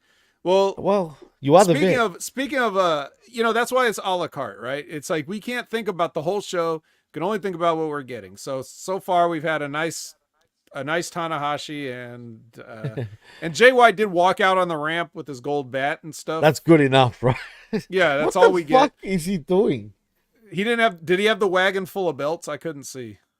I didn't notice that. Actually, That I was didn't on see that. that was on Wednesday. They had like a radio flyer wagon full of championships. I actually didn't watch Dynamite this week, so Well, that part was pretty funny. But anyway, yeah. So there was that. Your lesson for the day, your wrestling booking psychology lesson for the day is, well, actually, there could have been more than one lesson depending on there's how a lot long of you've been lessons, listening. maybe. But the most recent one is, if you've got a championship match and you've got people in the principles of the championship match involved, whether it's, say, a tag match that's going to happen at the pay-per-view and then you're going to have a singles match between the two, don't have decisive finishes before your big title match. That's all. Very simple, very easy. Then we have what's this chick's name? Ad Astra? Like, what is it? Arcadia or something like that. Arcadian Vanguard? What? Something like that. What's her name? Didn't Jericho say you've got a name like fucking like an arcade fucking joint? It's Arcadia Maybe. or something like that. I'm pretty arcade. Anyway, something arcade. Put it that way. Yeah. Her. She's with the Learning Tree, Chris Jericho and Big Bill, and then and I was like, who cares about this too? But then Big Business bounty hunter Brian Keith came in. And I was like, oh my God. Things just got interesting. If he does not lasso Chris Jericho, I'm done. Because I could picture Chris actually saying, yeah, get me with the fucking, with the lasso. Can't you see that? He's never had it, has he? Didn't we just make that No, up? He's never had it. We did make it up. But he's a bounty hunter, damn it. Yeah, come on. Hog tie someone. Hell. Yeah, hog tie someone. Fuck. Yeah. I mean, bring a horse to the friggin' to the arena too. Hangman did. Yeah. And then it died 2 weeks later. Can you believe that? Jesus. Yeah. Anyway. So yeah, somebody hog tie Chris Jericho because he's turned into a real porker. And his crime see what you did there. is stealing. He's stealing from the man. You're stealing from the man, fuck. Chris. Well, and you know what's even worse? He totally buried the little fucking little Keithy, I like to call him, because he just brushed him off. Like he says, "You'll be seeing a lot more of me," like whatever. And he's like, "Yeah, whatever." You know what I mean? Cool, I guess. He didn't give a shit at all. Right. And it's like, what's the point? And Jericho's absolutely gonna eat little Keithy alive. I mean, that's why I'm saying, if he doesn't hog tie him, because he's a bit of a porky already, as it is. I mean, shit. I'm sure Keith looks at him and sees friggin', a hog, pretty much. Well, it's like when what was it? Was it Taz? Not the wrestler, but the Tasmanian Devil would look at Bugs Bunny and he would see the turkey. He would envision him as like a turkey or whatever, like. I mean, that's shit. what he sees. Like he looks at Chris Jericho and he sees like the pig with the apple in the mouth, like going around on the spit. Right, exactly. Spot on. Nah, for sure. And that's how we should treat him. Hog tie the motherfucker. I mean, it's little things like that. They could do so much. There's so much potential, but they just don't do it. Yeah. Well, anyway, Todd, you came in on the bashing AEW portion, but if you want to hear the bashing WWE portion, you got to go back to the beginning of the show. When I actually did rip them apart for the finish of the King of the Ring and a bunch of other stuff. But anyway, that's why you show up on channelattitude.com, because we give you the straight talk with none of the. So Kyle O'Reilly versus KM again. Not again. My God. Okay. Here's how I'll make this entertaining. I'll give it a little anecdote. So this match is going on, right? I'm watching on my phone. It's lunchtime. I have decided to have a sort of a Mediterranean pasta kale salad today. Very nice. So I'm like sitting there and I'm kind of, you take your fork and you just kind of like push your salad around a little bit, try to get a nice bite. You're making me hungry, man. God damn it, pal. Right. This match lasted one bite of salad. I took a bite, literally I was chewing it, and then by the time I looked up again, it was over. So I was like, "Oh, hey, you big for nothing hack, straight up." I mean, look at him. He's huge, really. Compared to Kyle O'Reilly, massive. Mm-hmm. And he's a loser because that's what big guys do in AEW. They lose. That's just the thing. It's a trend that's been going on for a good 5 years. Well, you're basically telling somebody when they see this guy, oh, this is the finish. Like, we know just by him showing up, we know. What does KM stand for, Vet? Since he was in TNA before that, I forget. It's his name probably, but I just he's another one of these guys that fucking uses initials like he's over. You know, like if you're not already over for having a name, like you could be Triple H or you could be MJF, but you can't just name yourself initials like VSK or KM or LSG or like all these other indie fucks that just use those letters, Oh man, from now on, Vet, I'm JT, all right? Maybe JT Jimmy, Supreme. Are you muted?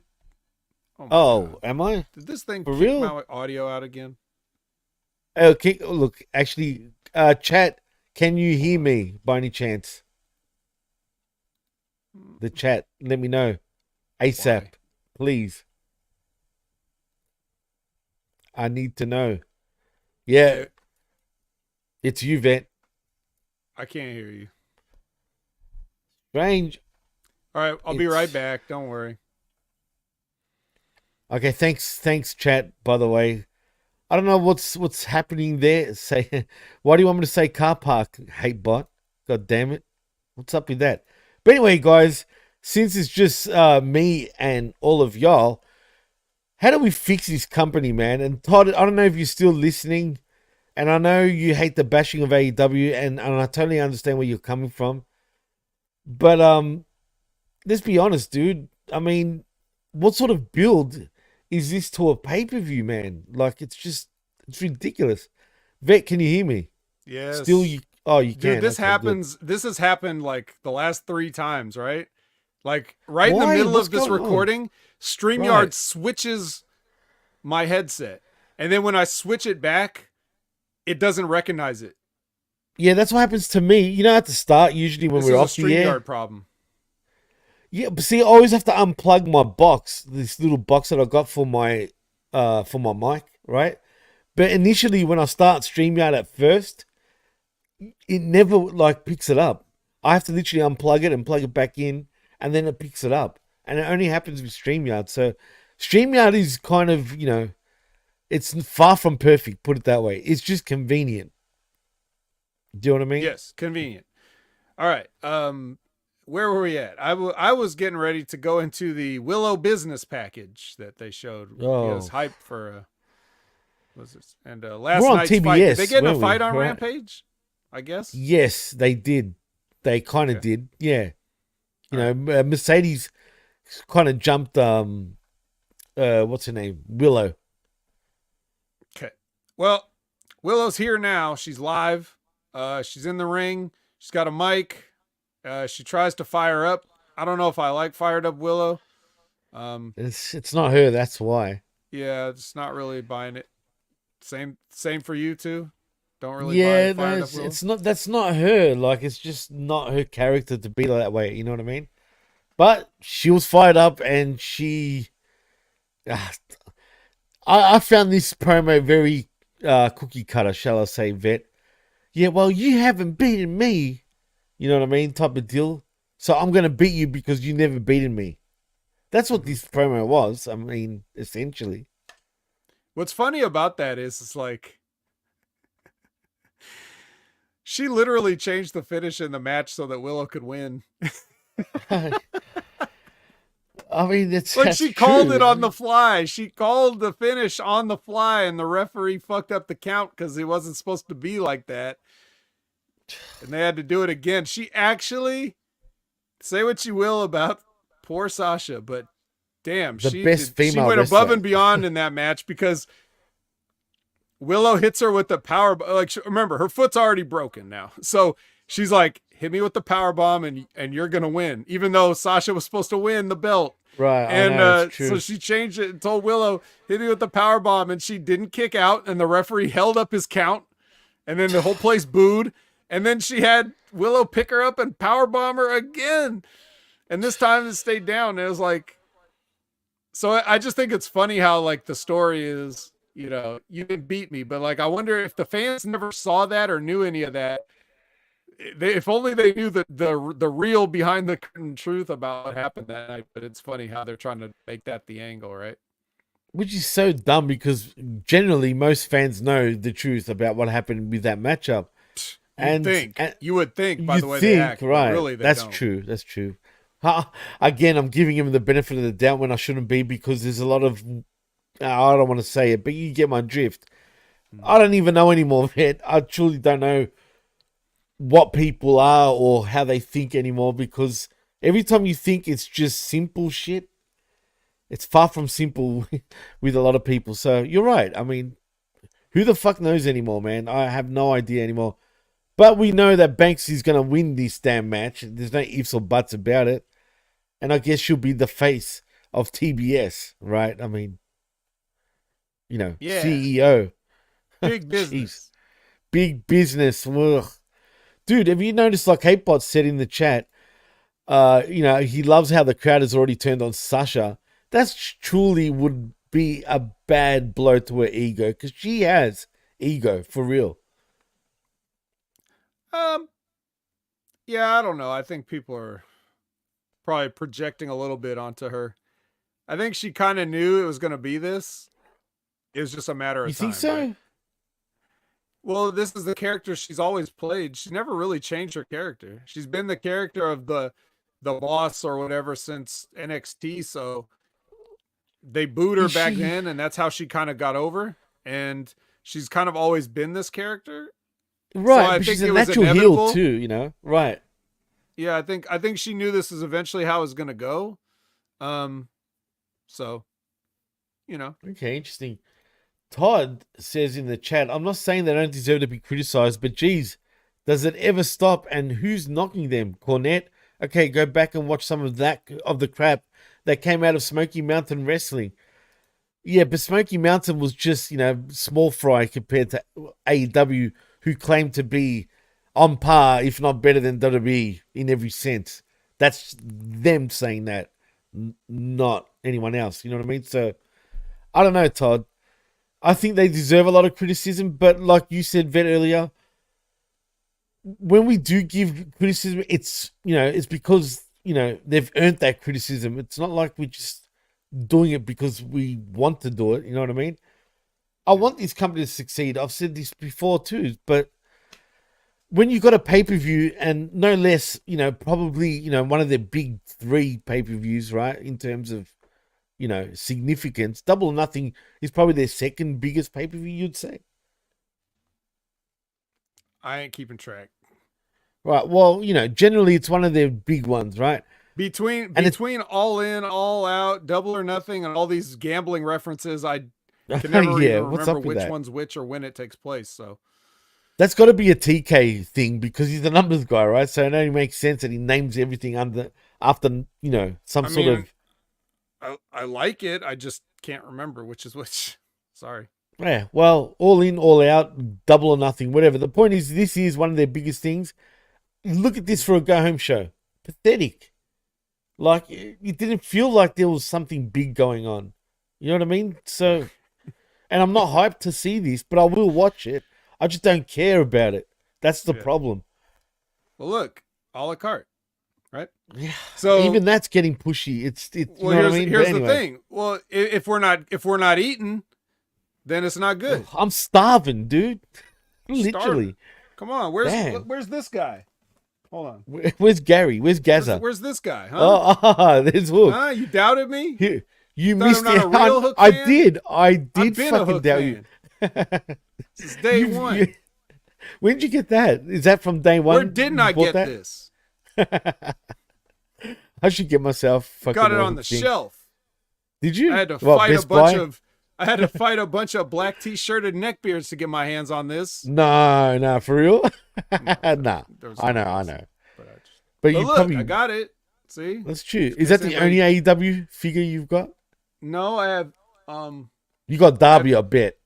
No, I don't have a Darby. Oh. I have 2 MJFs and a Keith Lee and who else? You don't have Kenny? No Kenny. No Kenny. No, I only get good wrestlers. Is the two MJFs like Series 1 and Series 2 versions? I don't know which ones. They're just the ones I saw. But they're different, right? They're not the same. Yeah, thing, they're two different ones. Two different. Okay, cool. Two different No, MJFs. cool. Whereas Moose is still not. They've not shipped the Moose action figures. Yeah, there's hate bots saying Moose because pre-orders are still open until May 31st. So if you guys want to get your your Moose action figure, be sure to go to Powertown Wrestling and put in your pre-order. And then, after May 31st, I think maybe they'll start putting them into production, and hopefully we can get them by the end of 2024. I mean, the last time I pre-ordered a Moose action figure, they canceled it and refunded my money before it ever got made. So let's hope that doesn't happen. No way. Wow. And you can't put a bastard either because it's TNA, so you never know. I wouldn't get my hopes up either. Right. Todd brings up, look too good. They better not cancel. They fucking do, man. Actually, I was impressed, and I wasn't expecting to be. I'll give you that, Vet, when you told me to look it up. The best thing TNA's ever done. I mean, shit. In the last fucking 8 years, definitely, I'd say. Todd says in the chat, though, and I actually, this is a good point. Also, too, I believe today's marks 2 years since the Hangman Page workers' rights promo on CM Punk.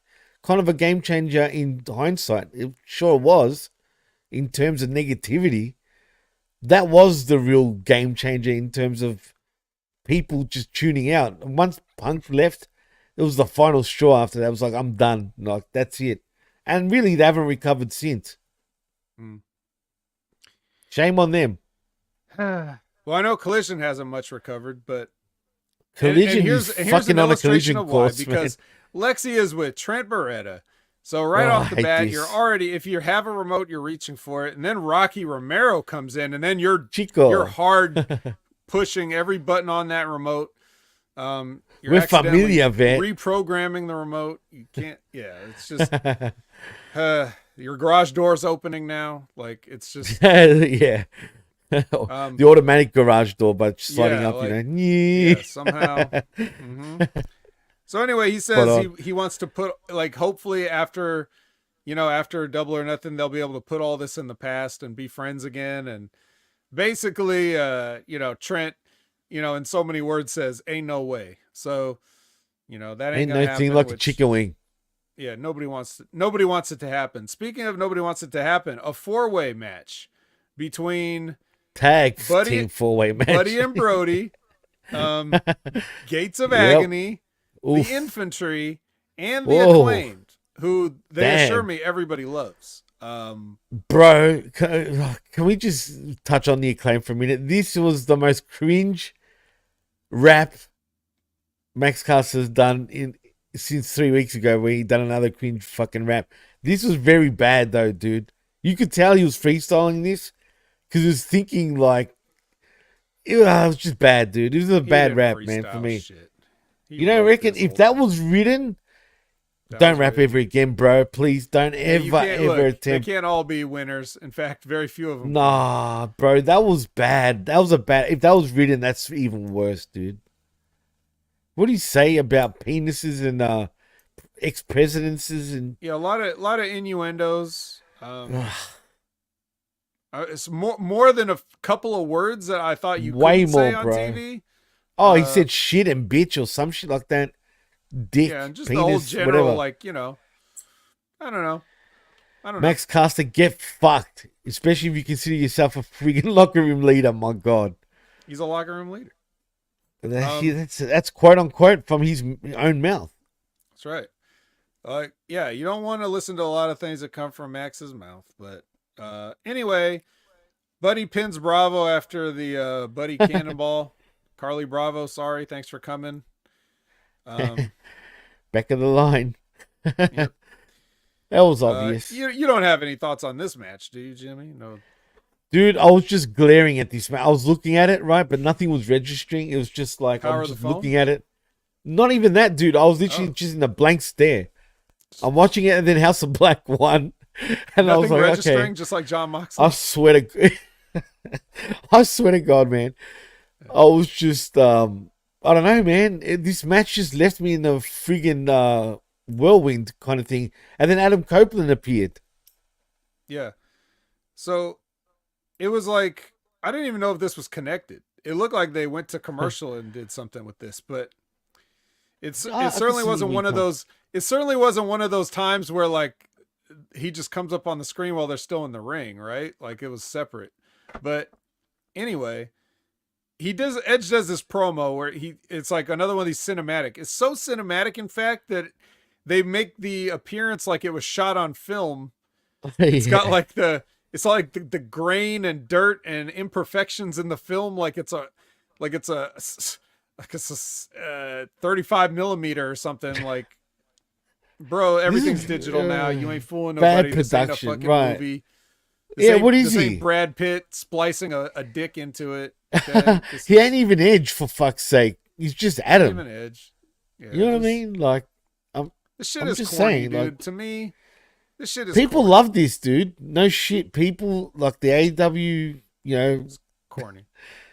They love this shit, man. This is apparently some of the best work Adam Copeland's ever done. Actually, they're right. I agree with them.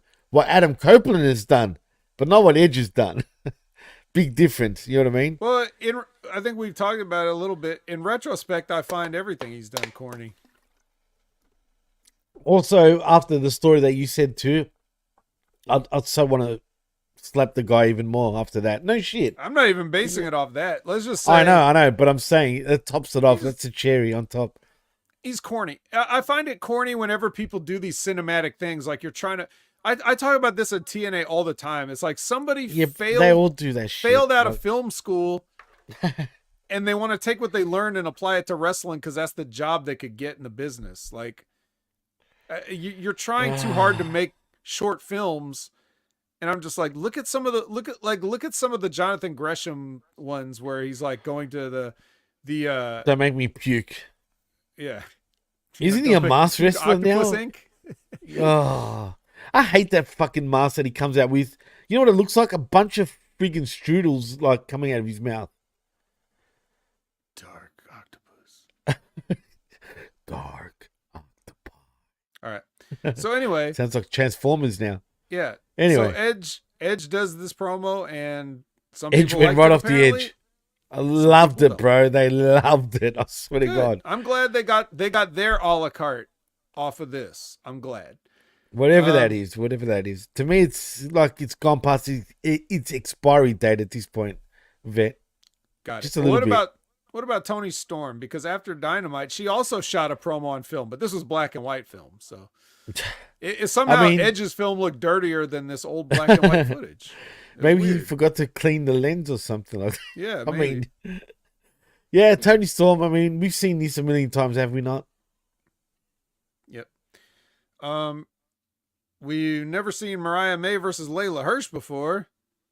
No, and I mean, Layla is just a loser at this point now. She's not going to beat anybody anymore. Remember, legit Layla Hirsch. Do they still call it legit though? Were they still saying that? I didn't think that. I didn't hear it this time, dude. I could be wrong, but she's a fraud. She's not legit. I don't care what she says. Maybe because she's Russian. Fraud Hirsch, right? She definitely lost the match, so there you go. Definitely. Mariah hit her with the Mariah driver or whatever. What's her move? I don't know. Doesn't matter because I'll say one thing. Mayday. It's Mayday. Could be Mayday. I remembered. I will say one thing. She looked gorgeous, though. Like, I'll give her that. Mariah May is hot, man. Hey, calm down. Okay. No. Lexi and is with Serena Deeb. Serena Deeb does a promo. It says, "Timeless Toni Storm." More like "Time's up, Toni Storm." I give this promo 10 stars. I am not. Hey, don't melt to me now. No. But honestly, we know she's not going to beat Toni, but it'd be great if she did. Yeah, who knows? Do you think they would attempt to do that? I don't know. I hope I'm wrong, but does Toni Storm need a belt? No, not with this character. She's absolutely gone full not. gimmick. I forget she's champion. No, you're right. Yeah, she does not need the belt with what she's doing right now, I mean, dude, I forget she's the champion most of the times, honestly. So, yeah, she doesn't really need the belt. I don't think she's done really much for it either. Not really. Give it to I mean, Serena. at the time, it was like, yeah, sure, why not? But at first, sure, but then you truly forget that she's the champion, man. Like, really. And that's a testament to her. I mean, you know. And Jimmy, that's a great segue, because you know who else you forget as the champion? Swerve Strickland. Oh, wait, whose house? Swerve's house, allegedly. I thought that he's champion. You could have fooled me. Yep. I mean, seriously, what did he do? Lose the belt? Did he drop it somewhere? Did he leave it at home in Swerve's house? Or he just has it. He just has it. Oh, so did we see this before with a certain Osprey? Maybe.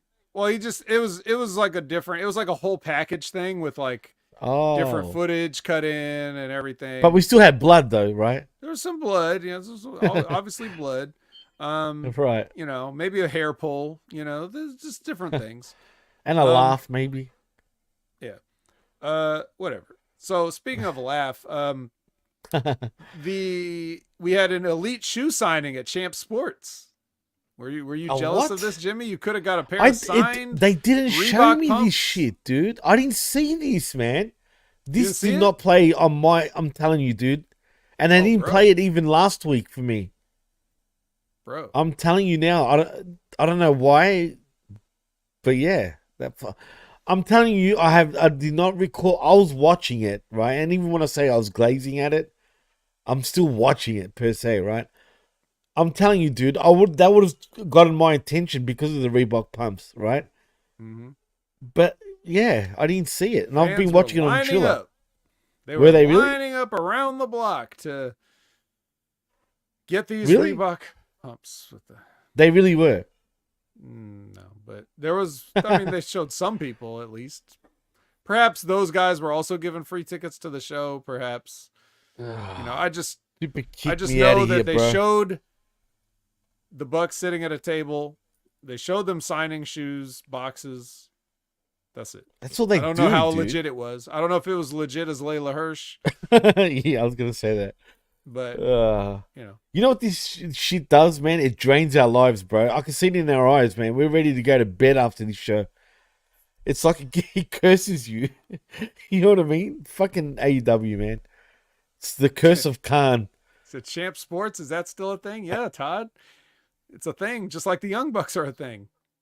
What's Champ Sports? Because clearly it's an American thing. We don't have Champ Sports, but it comes across as like a place where you buy cheaper sort of end shoes. Am I wrong? It's the one that's not Foot Locker. Right, that's what I'm saying. Like for us, it would have been like Payless shoes. Yeah, you know what I mean? We had Payless shoes. Oh, do you? Oh, okay. Well, we had them. Maybe they. Yeah, I didn't see them anymore. Right? No, I haven't noticed them recently either. But I'm talking about from growing up back in the day. Like, Harvey says not cheaper. What do you mean not cheaper? Yeah. What's not cheaper? Anyway, Champ Sports. Well, look, they're just gonna sell.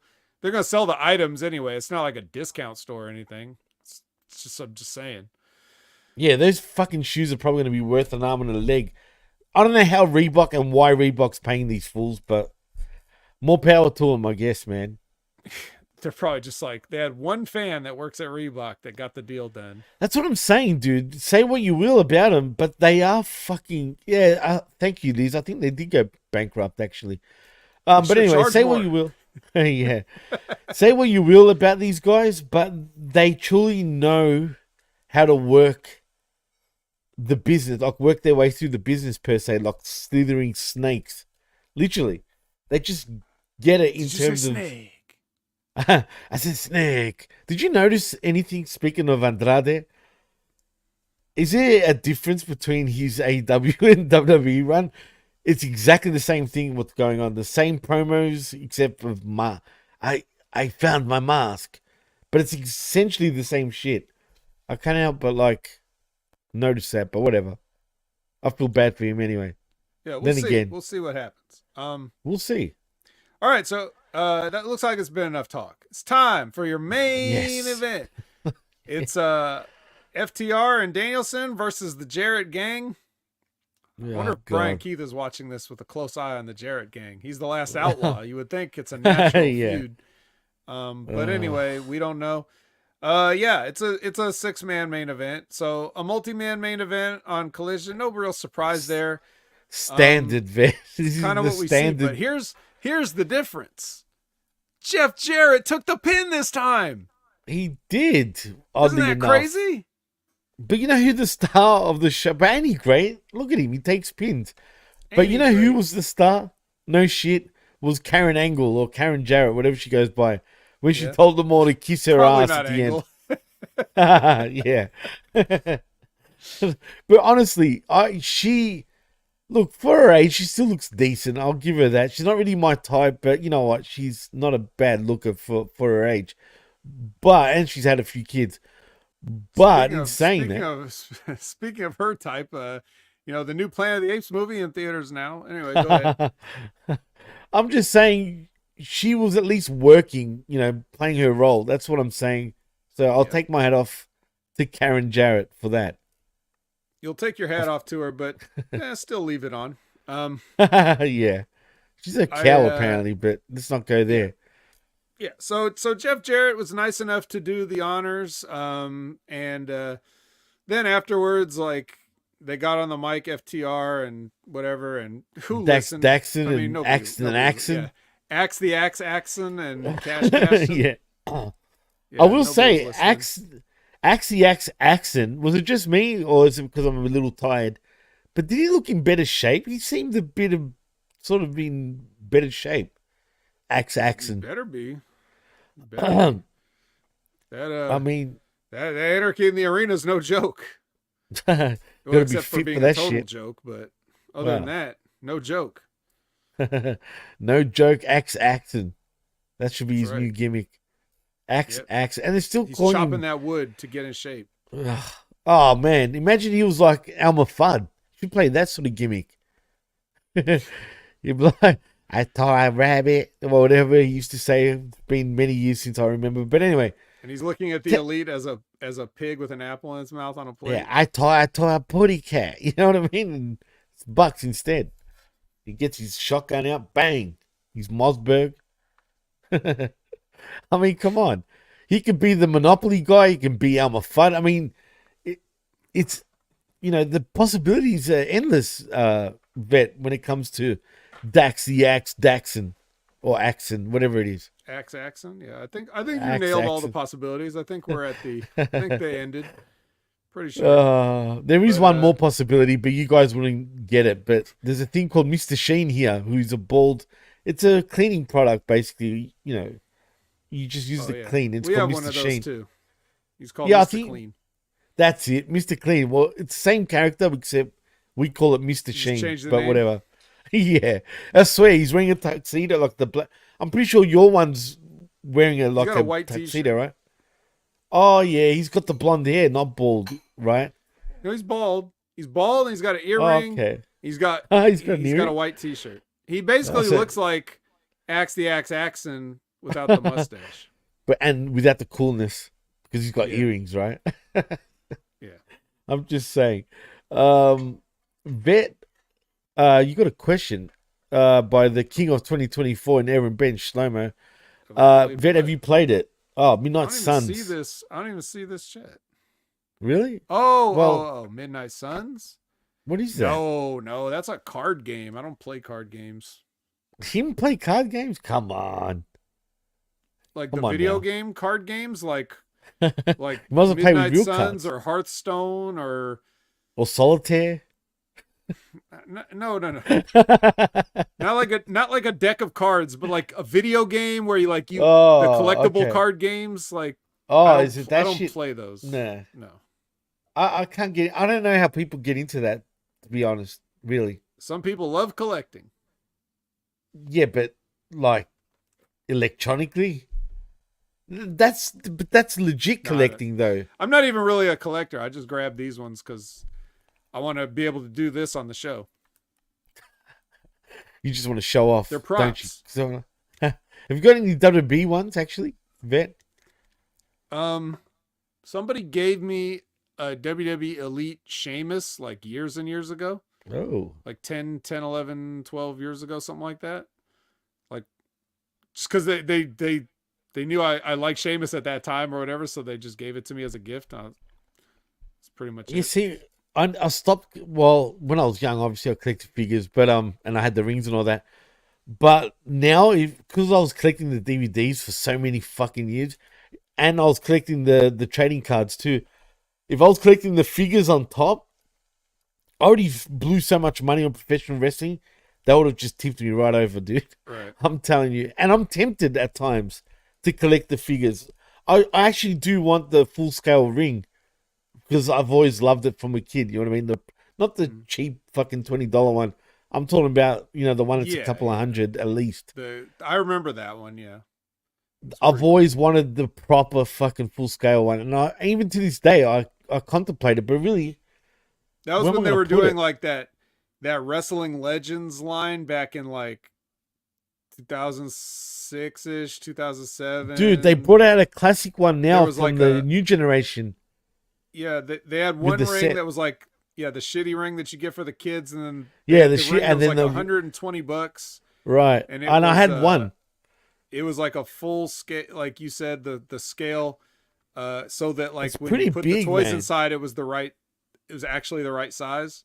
Well, do you remember the LGN those, indie rings at the fair? That's only like no. 10 WB when they made those rings, right? Well, not WB making, but you know what I mean, dude. That everything was like even the turnbuckles were turnbuckles, and you had the little components. Like, when you put the turnbuckles together and you twist it, like in real life, right. How you get the fucking, whatever it is, you turn it to put the turnbuckles and the ropes. It's exactly the same, dude. Like, that's how you do it. Even the actual mat it's not canvas, but it's fucking mat, and it's got like a spring to it. So, man, it's pretty well done, man. So, I've always wanted one just to have, because I just love it, but, it's getting too expensive, dude. There's the one I want now. No shit. $500-$600. I don't know if I'd pay that much for it, man. It's too much. Some of these toys are lame too. Like, if you ever look at the stuff that the major wrestling figure, when their show puts these toys over, I'm just looking at it's like, God, these are stupid. Like, I just don't like spend way too much. Like, they don't all look like that Moose one. Like, those TNA ones look good. But a lot of these toys are just like Hatebot saying, like, can you imagine some little kid playing with an Adam Cole doll, which is like, yeah, it's life size. It comes in the same little box. But yeah, they're not like the kids wouldn't. They'd be playing with like the adults would be. Adam Cole would be collecting toys, like it's guys like him that are just want to keep the thing in the box or whatever. But I know, which is annoying. Like, now I'd be the same way, but usually I'd want to open the fuck out of those things. But I get it though too now. But what I did when my Moose figure gets here, we're gonna have a live unboxing on the Impact Attack. So you are gonna unbox that one? Be sure. Oh yeah, we're gonna unbox Moose. We gotta unbox Moose. You're gonna buy two then for sure. One unboxed, one boxed. Yeah. But do you remember the LJN? Right. I used to have all the big. Do you remember the first time WB or WWF at the time brought out figurines, and it was the LJN ones, the big rubber fucking ones? Yeah. Dude, I used to have so many of those when I was a kid. I wish I still had them because they're worth a lot, man. And then I moved on to what's the small ones fucking based off again? The little ones? They were like... Oh, man. What are they called again? Hasbro that made those? Yeah, Hasbro. The Hasbro ones, right. Then I had that series, and that was the last time I ever... collected that, and I was back when I was in. You got out in the right time. Yeah, I was only because I got older. You know what I'm saying? And even then, I was still young. But I don't know. Like, I used to love them, dude. But I wish I kept them. My mum threw them all out. That's the thing about guys our age. Like, when we were kids, that's when like people started taking toys a little more seriously, and there were lots of cool toys. Our parents, man. A lot of their cool toys was like bro. a hula hoop and a pet rock and a slinky and some shit that was like, yeah, it was cool for the time, but they really started toys really became an industry when we were kids. Oh, So definitely, man. now when we get older, we have nostalgia for those things because it was cool when we were kids. Everything, but think about it. Even shoes, right? Like, the 90s even is a good example. Even the late 80s, when Reebok pumps first came out and whatnot, right? All these re-releases now, I want all that shit. I mean, I've got quite a bit of that shit, but it's all nostalgia. But I truly think, and maybe I'm biased, but we grew up in the best time, dude. Like I said, we're that middle generation. It peaked around that time for a lot of things, a lot of industry. It's like when people could be like, oh yeah, we can really get these Marx's money with this shit. So they started really making toys a thing. Video games were starting to take off. Like there were so many things that were starting to be cool in like the late 70s through the 90s.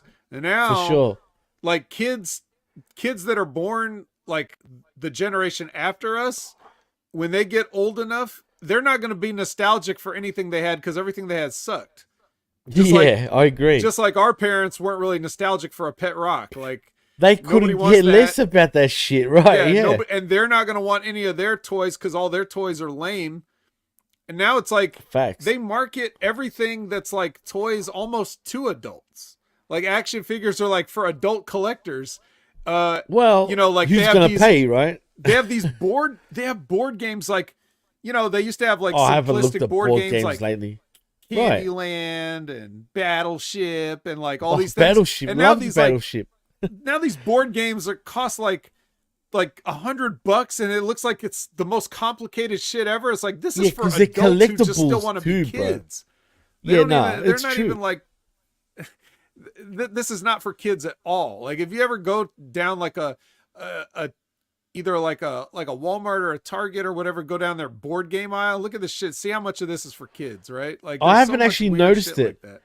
Like I've walked past it, but not paying attention to it because obviously I'm not looking for anything like that. But you made me curious. I mean, there's even board game stores now, dude, that just focuses on board games, literally, which is crazy to me. I haven't played a board game other than Monopoly, right? For fucking, years and years. But I used to love them when I was younger. Like I used to love all that shit. But it's weird now that you're saying there's all these complicated, I guess, adult-based. Look, dude, it's our generation that still gets targeted even with that shit when you think about it. Right. For some reason, like, we're the ones that are willing to sort of... I guess it is a nostalgia. Let's say it like this. Our nostalgia is the best. I know it sounds weird because, we're from that time, but, like, I truly believe that, though. I really do. Right. Like... No, I mean, if the only thing that that the current generation has in terms of, that they kind of have over us is that the technology has advanced to where like video games are more amazing than ever at times.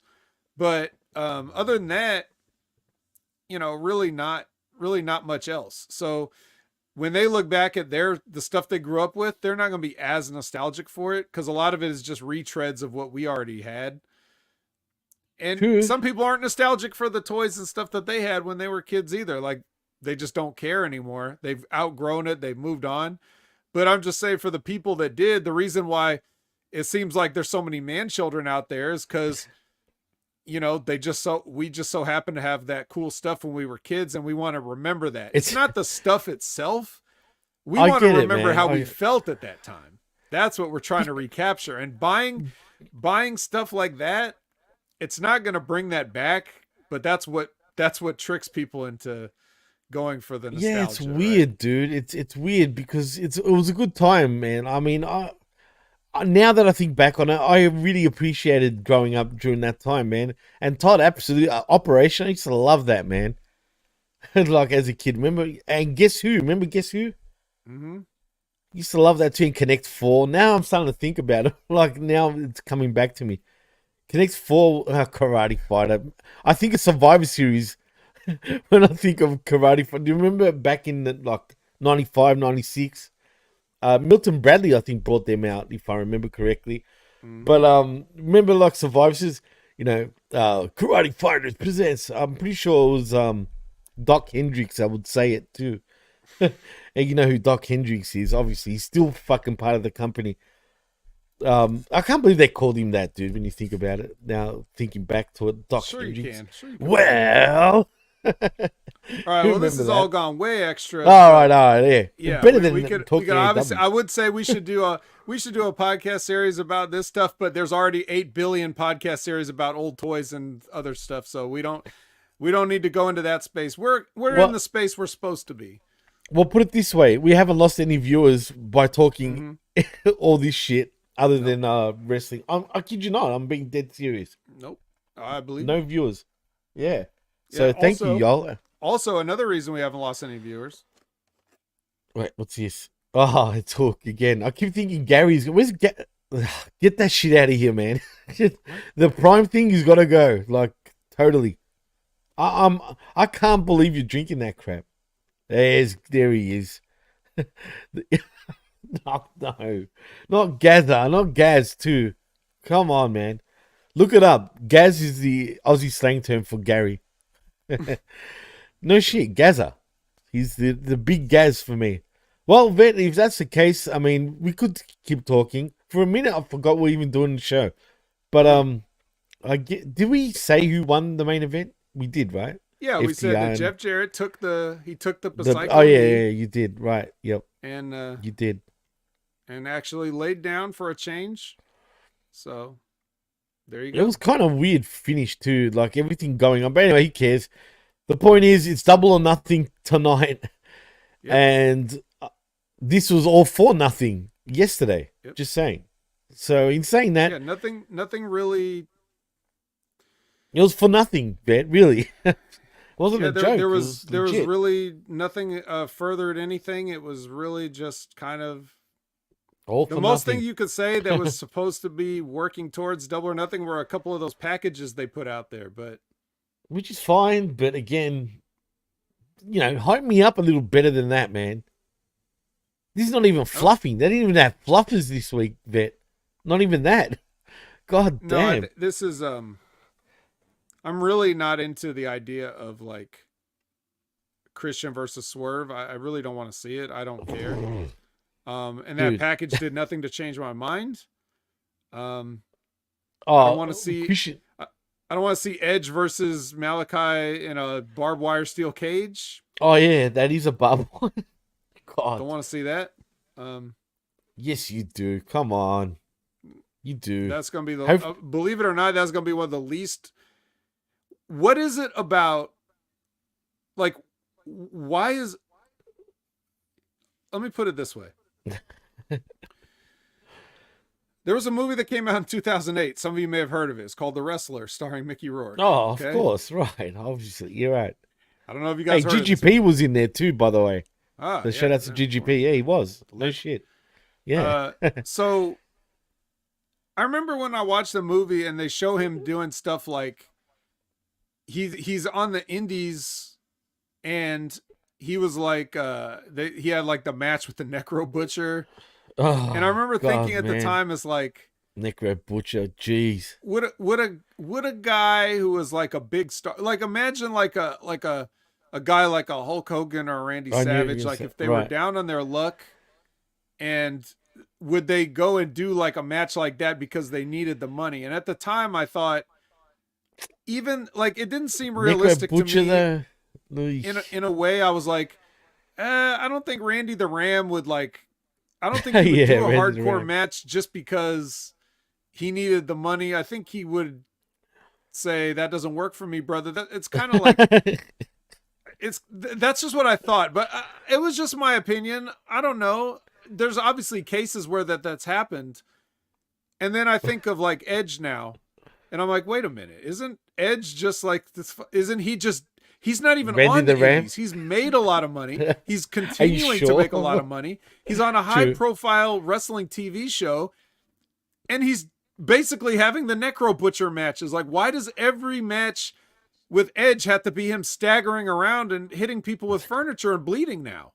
Like, why is he Well, think of nostalgia, right? Remember we were just talking about nostalgia. No, because he's thinking he of Terry wasn't known Funk for that before. Mick Foley. He's thinking of ECW One Night Stand back in 06. Come on, this is the Edge runner we're getting pretty much. Just a real worse version. Farcical. It's ridiculous. Good one. Maybe we'll get Sandman coming too, eventually. Those guys couldn't do anything else. Like those guys in ECW that just went there and hit each other with trash cans because they couldn't fucking work. I thought Edge. I thought more highly of him. Like I used to think more highly of him, even though I said in retrospect I think he's always been corny. But like, I know he came up. He was trained. I know he was trained the right way.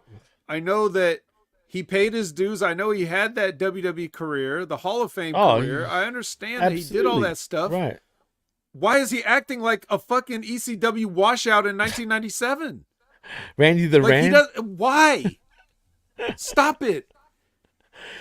Oh, man. Look, maybe he loves it so much that, maybe we underestimated how much he actually enjoys doing these Necro Butcher type matches.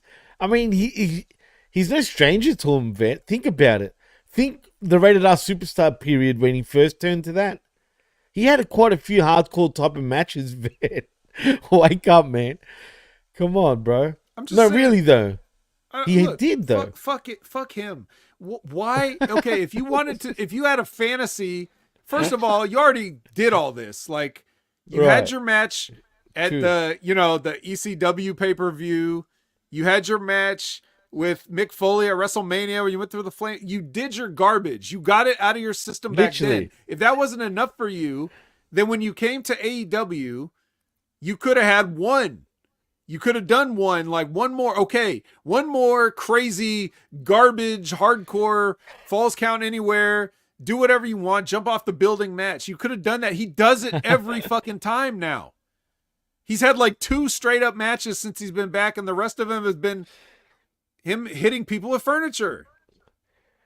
What's Nick Gage's motto? Murder, kill, something, whatever the fuck. What was it? Yes, I am. That's exactly right, Todd. I am saying that. That's what I'm saying. He's in the wrong place. But he took the paycheck because GCW couldn't offer that. So he went to the place that could offer, and the place that did bring in Nick Gage and did the pizza cutter commercial spot. Like, remember that? Oh, God. Gotta love this company, bro. Maybe he is exposing himself, Vet, after all. Maybe this is what, Hook is getting to get hooked on out of here by Jericho. It looks like, nah. He better win, dude. I'm just saying. If he doesn't win, fuck this. But no, for real though. Maybe he likes this shit and we just didn't realize it. Really? We'll rein it in. Or they're protecting try him. Do one like once a quarter instead of once a week.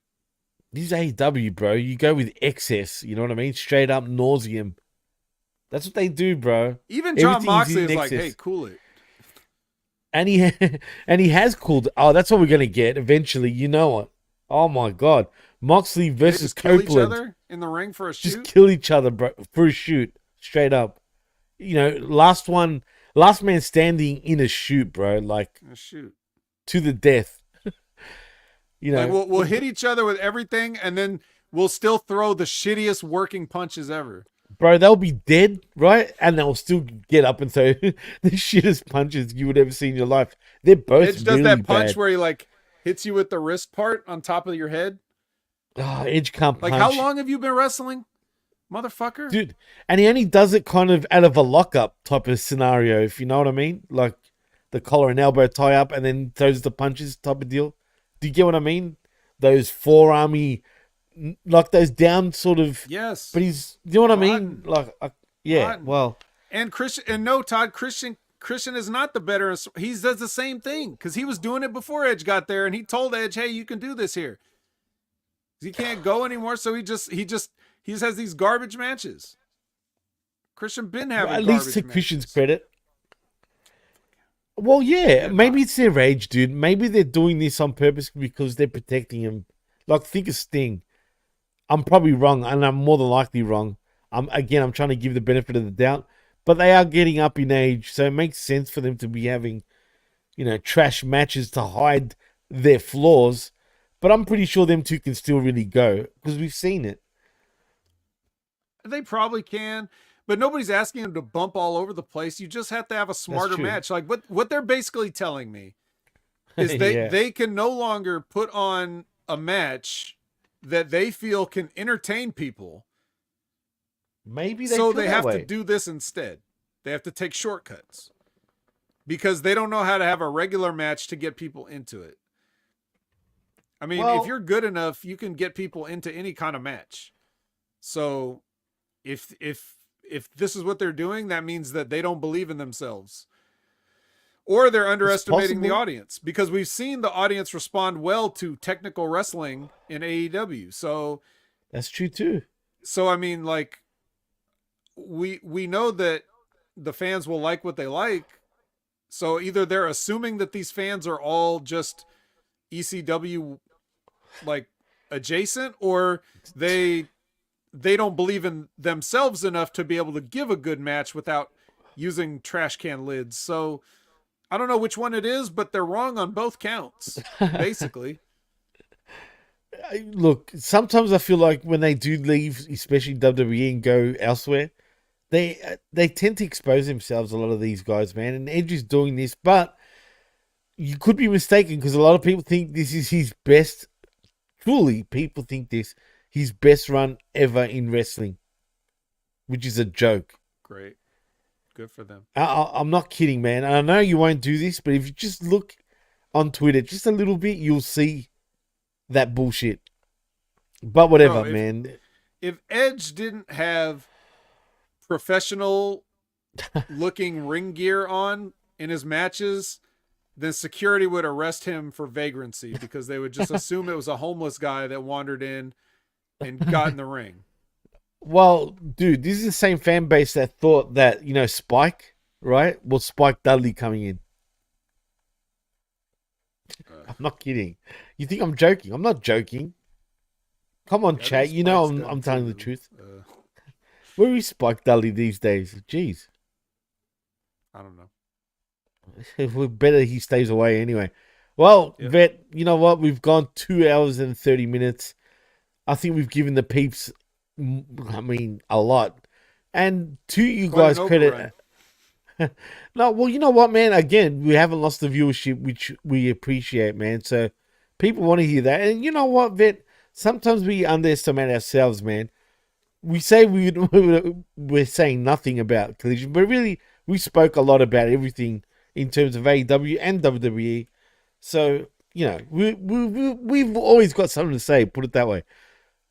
Yes, Mikey Whipwreck is still alive, and he's very active, actually, on Twitter. And in fact, he paid a visit to WWE recently with his kids. I saw that on Twitter, on my feed. Mikey Whipwreck, remember him? God damn it. Wasn't he even a former ECW World Champion at one point? He was. He was just off the street, pretty much. Anyway, I was never a big fan of Mikey Whipwreck. That's the definition of a jobber becoming world champion, but whatever. That's like the Brooklyn Brawler and Barry Horowitz becoming main eventers and literally winning the world titles, man. Even, fuck it, Mike Sharp, too. Well, back in those days, they had the luxury of knowing that nobody was watching. But the world was watching, don't you remember? The WWF, what the world is watching. Yeah, and that was ECW, where no one was watching. Oh, no one was watching. Man, for me to watch ECW especially, I literally had to either go to Tape Traders, or at my video store actually used to carry ECW pay-per-views, but on TV or cable TV, ECW was never on my television. I couldn't get it other than going to the video store. And I used to think initially, especially around 95, this is pathetic. Like, what's this crap? You know what I mean? I tend to like it more later on. And even then, it hasn't aged well, put it that way. It just hasn't. It's just AEW now. It's the same thing, except they can afford more lights. Definitely more lights. But honestly, if ECW was around now, would it get a lot of criticism? I think it would. It is. It's AEW. Yeah, well, AEW all is extreme ECW. wrestling. You know what? Yeah, but let's just take it home, Jimmy. Let's fuck it. Let's Take it home. To do this extra shit. Yeah, no, I know we've given you more. Everyone does. It's only $5. It should be $10 now after tonight's show, today's show. Shall I say? In saying that though, Vet, then please tell them where they can find you, man. At Opinion Haver on all your favorite social media platforms. Catch me every Monday night, 6:30 p.m. Pacific, 9:30 p.m. Eastern, on the Impact Attack, where I complained about TNA having too many garbage matches with Brandon. Check out the Next Level Wrestling Review every Wednesday, 8 a.m. Pacific, 11 a.m. Eastern, with Big Ray Hernandez, where I complain about NXT having too many garbage matches. Check out Wrestling with Rip Rogers. Live Q&A every Friday at their concrete time of 8 a.m. Pacific, 11 a.m. Eastern, where they talk about how they don't like all these garbage matches. And definitely check out Stevie Richards, who was in ECW. He was. And had a lot of those garbage matches, and also had to have multiple surgeries and because of those garbage everything matches. else, and he's paying for it every day of his life. But he's out there still trying to make content for you across multiple platforms and everything. So please support him on Patreon or YouTube, or go follow his Instagram. Just everything Stevie Richards all the time. The big fitness show at Big Mike Barron's. Go follow them on YouTube. Follow them on your podcasting, listening, Spotify's, Apple's, whatever's you guys like, and and let him know how much you hate garbage matches and how you're glad that he escaped that hell and had a Hall of Fame worthy career. Absolutely, for sure, man, for sure. And revamped, man. Like I said, man. R.I.P. to Molly Holly. True. Did you name her after Molly Holly? Just quietly, but nevertheless, man. R.I.P. But yeah, if you want to follow me, you can on the Twitter at DJ MassFX right there. And also like and subscribe right here at channelattitude.com, where $5 you get way more than you bargained for. All right, don't be a tight ass, peeps. $5, that's all it is. Also, HaminMediaGroup.podbean.com for our affiliate shows, and at the PWCNetwork.podbean.com.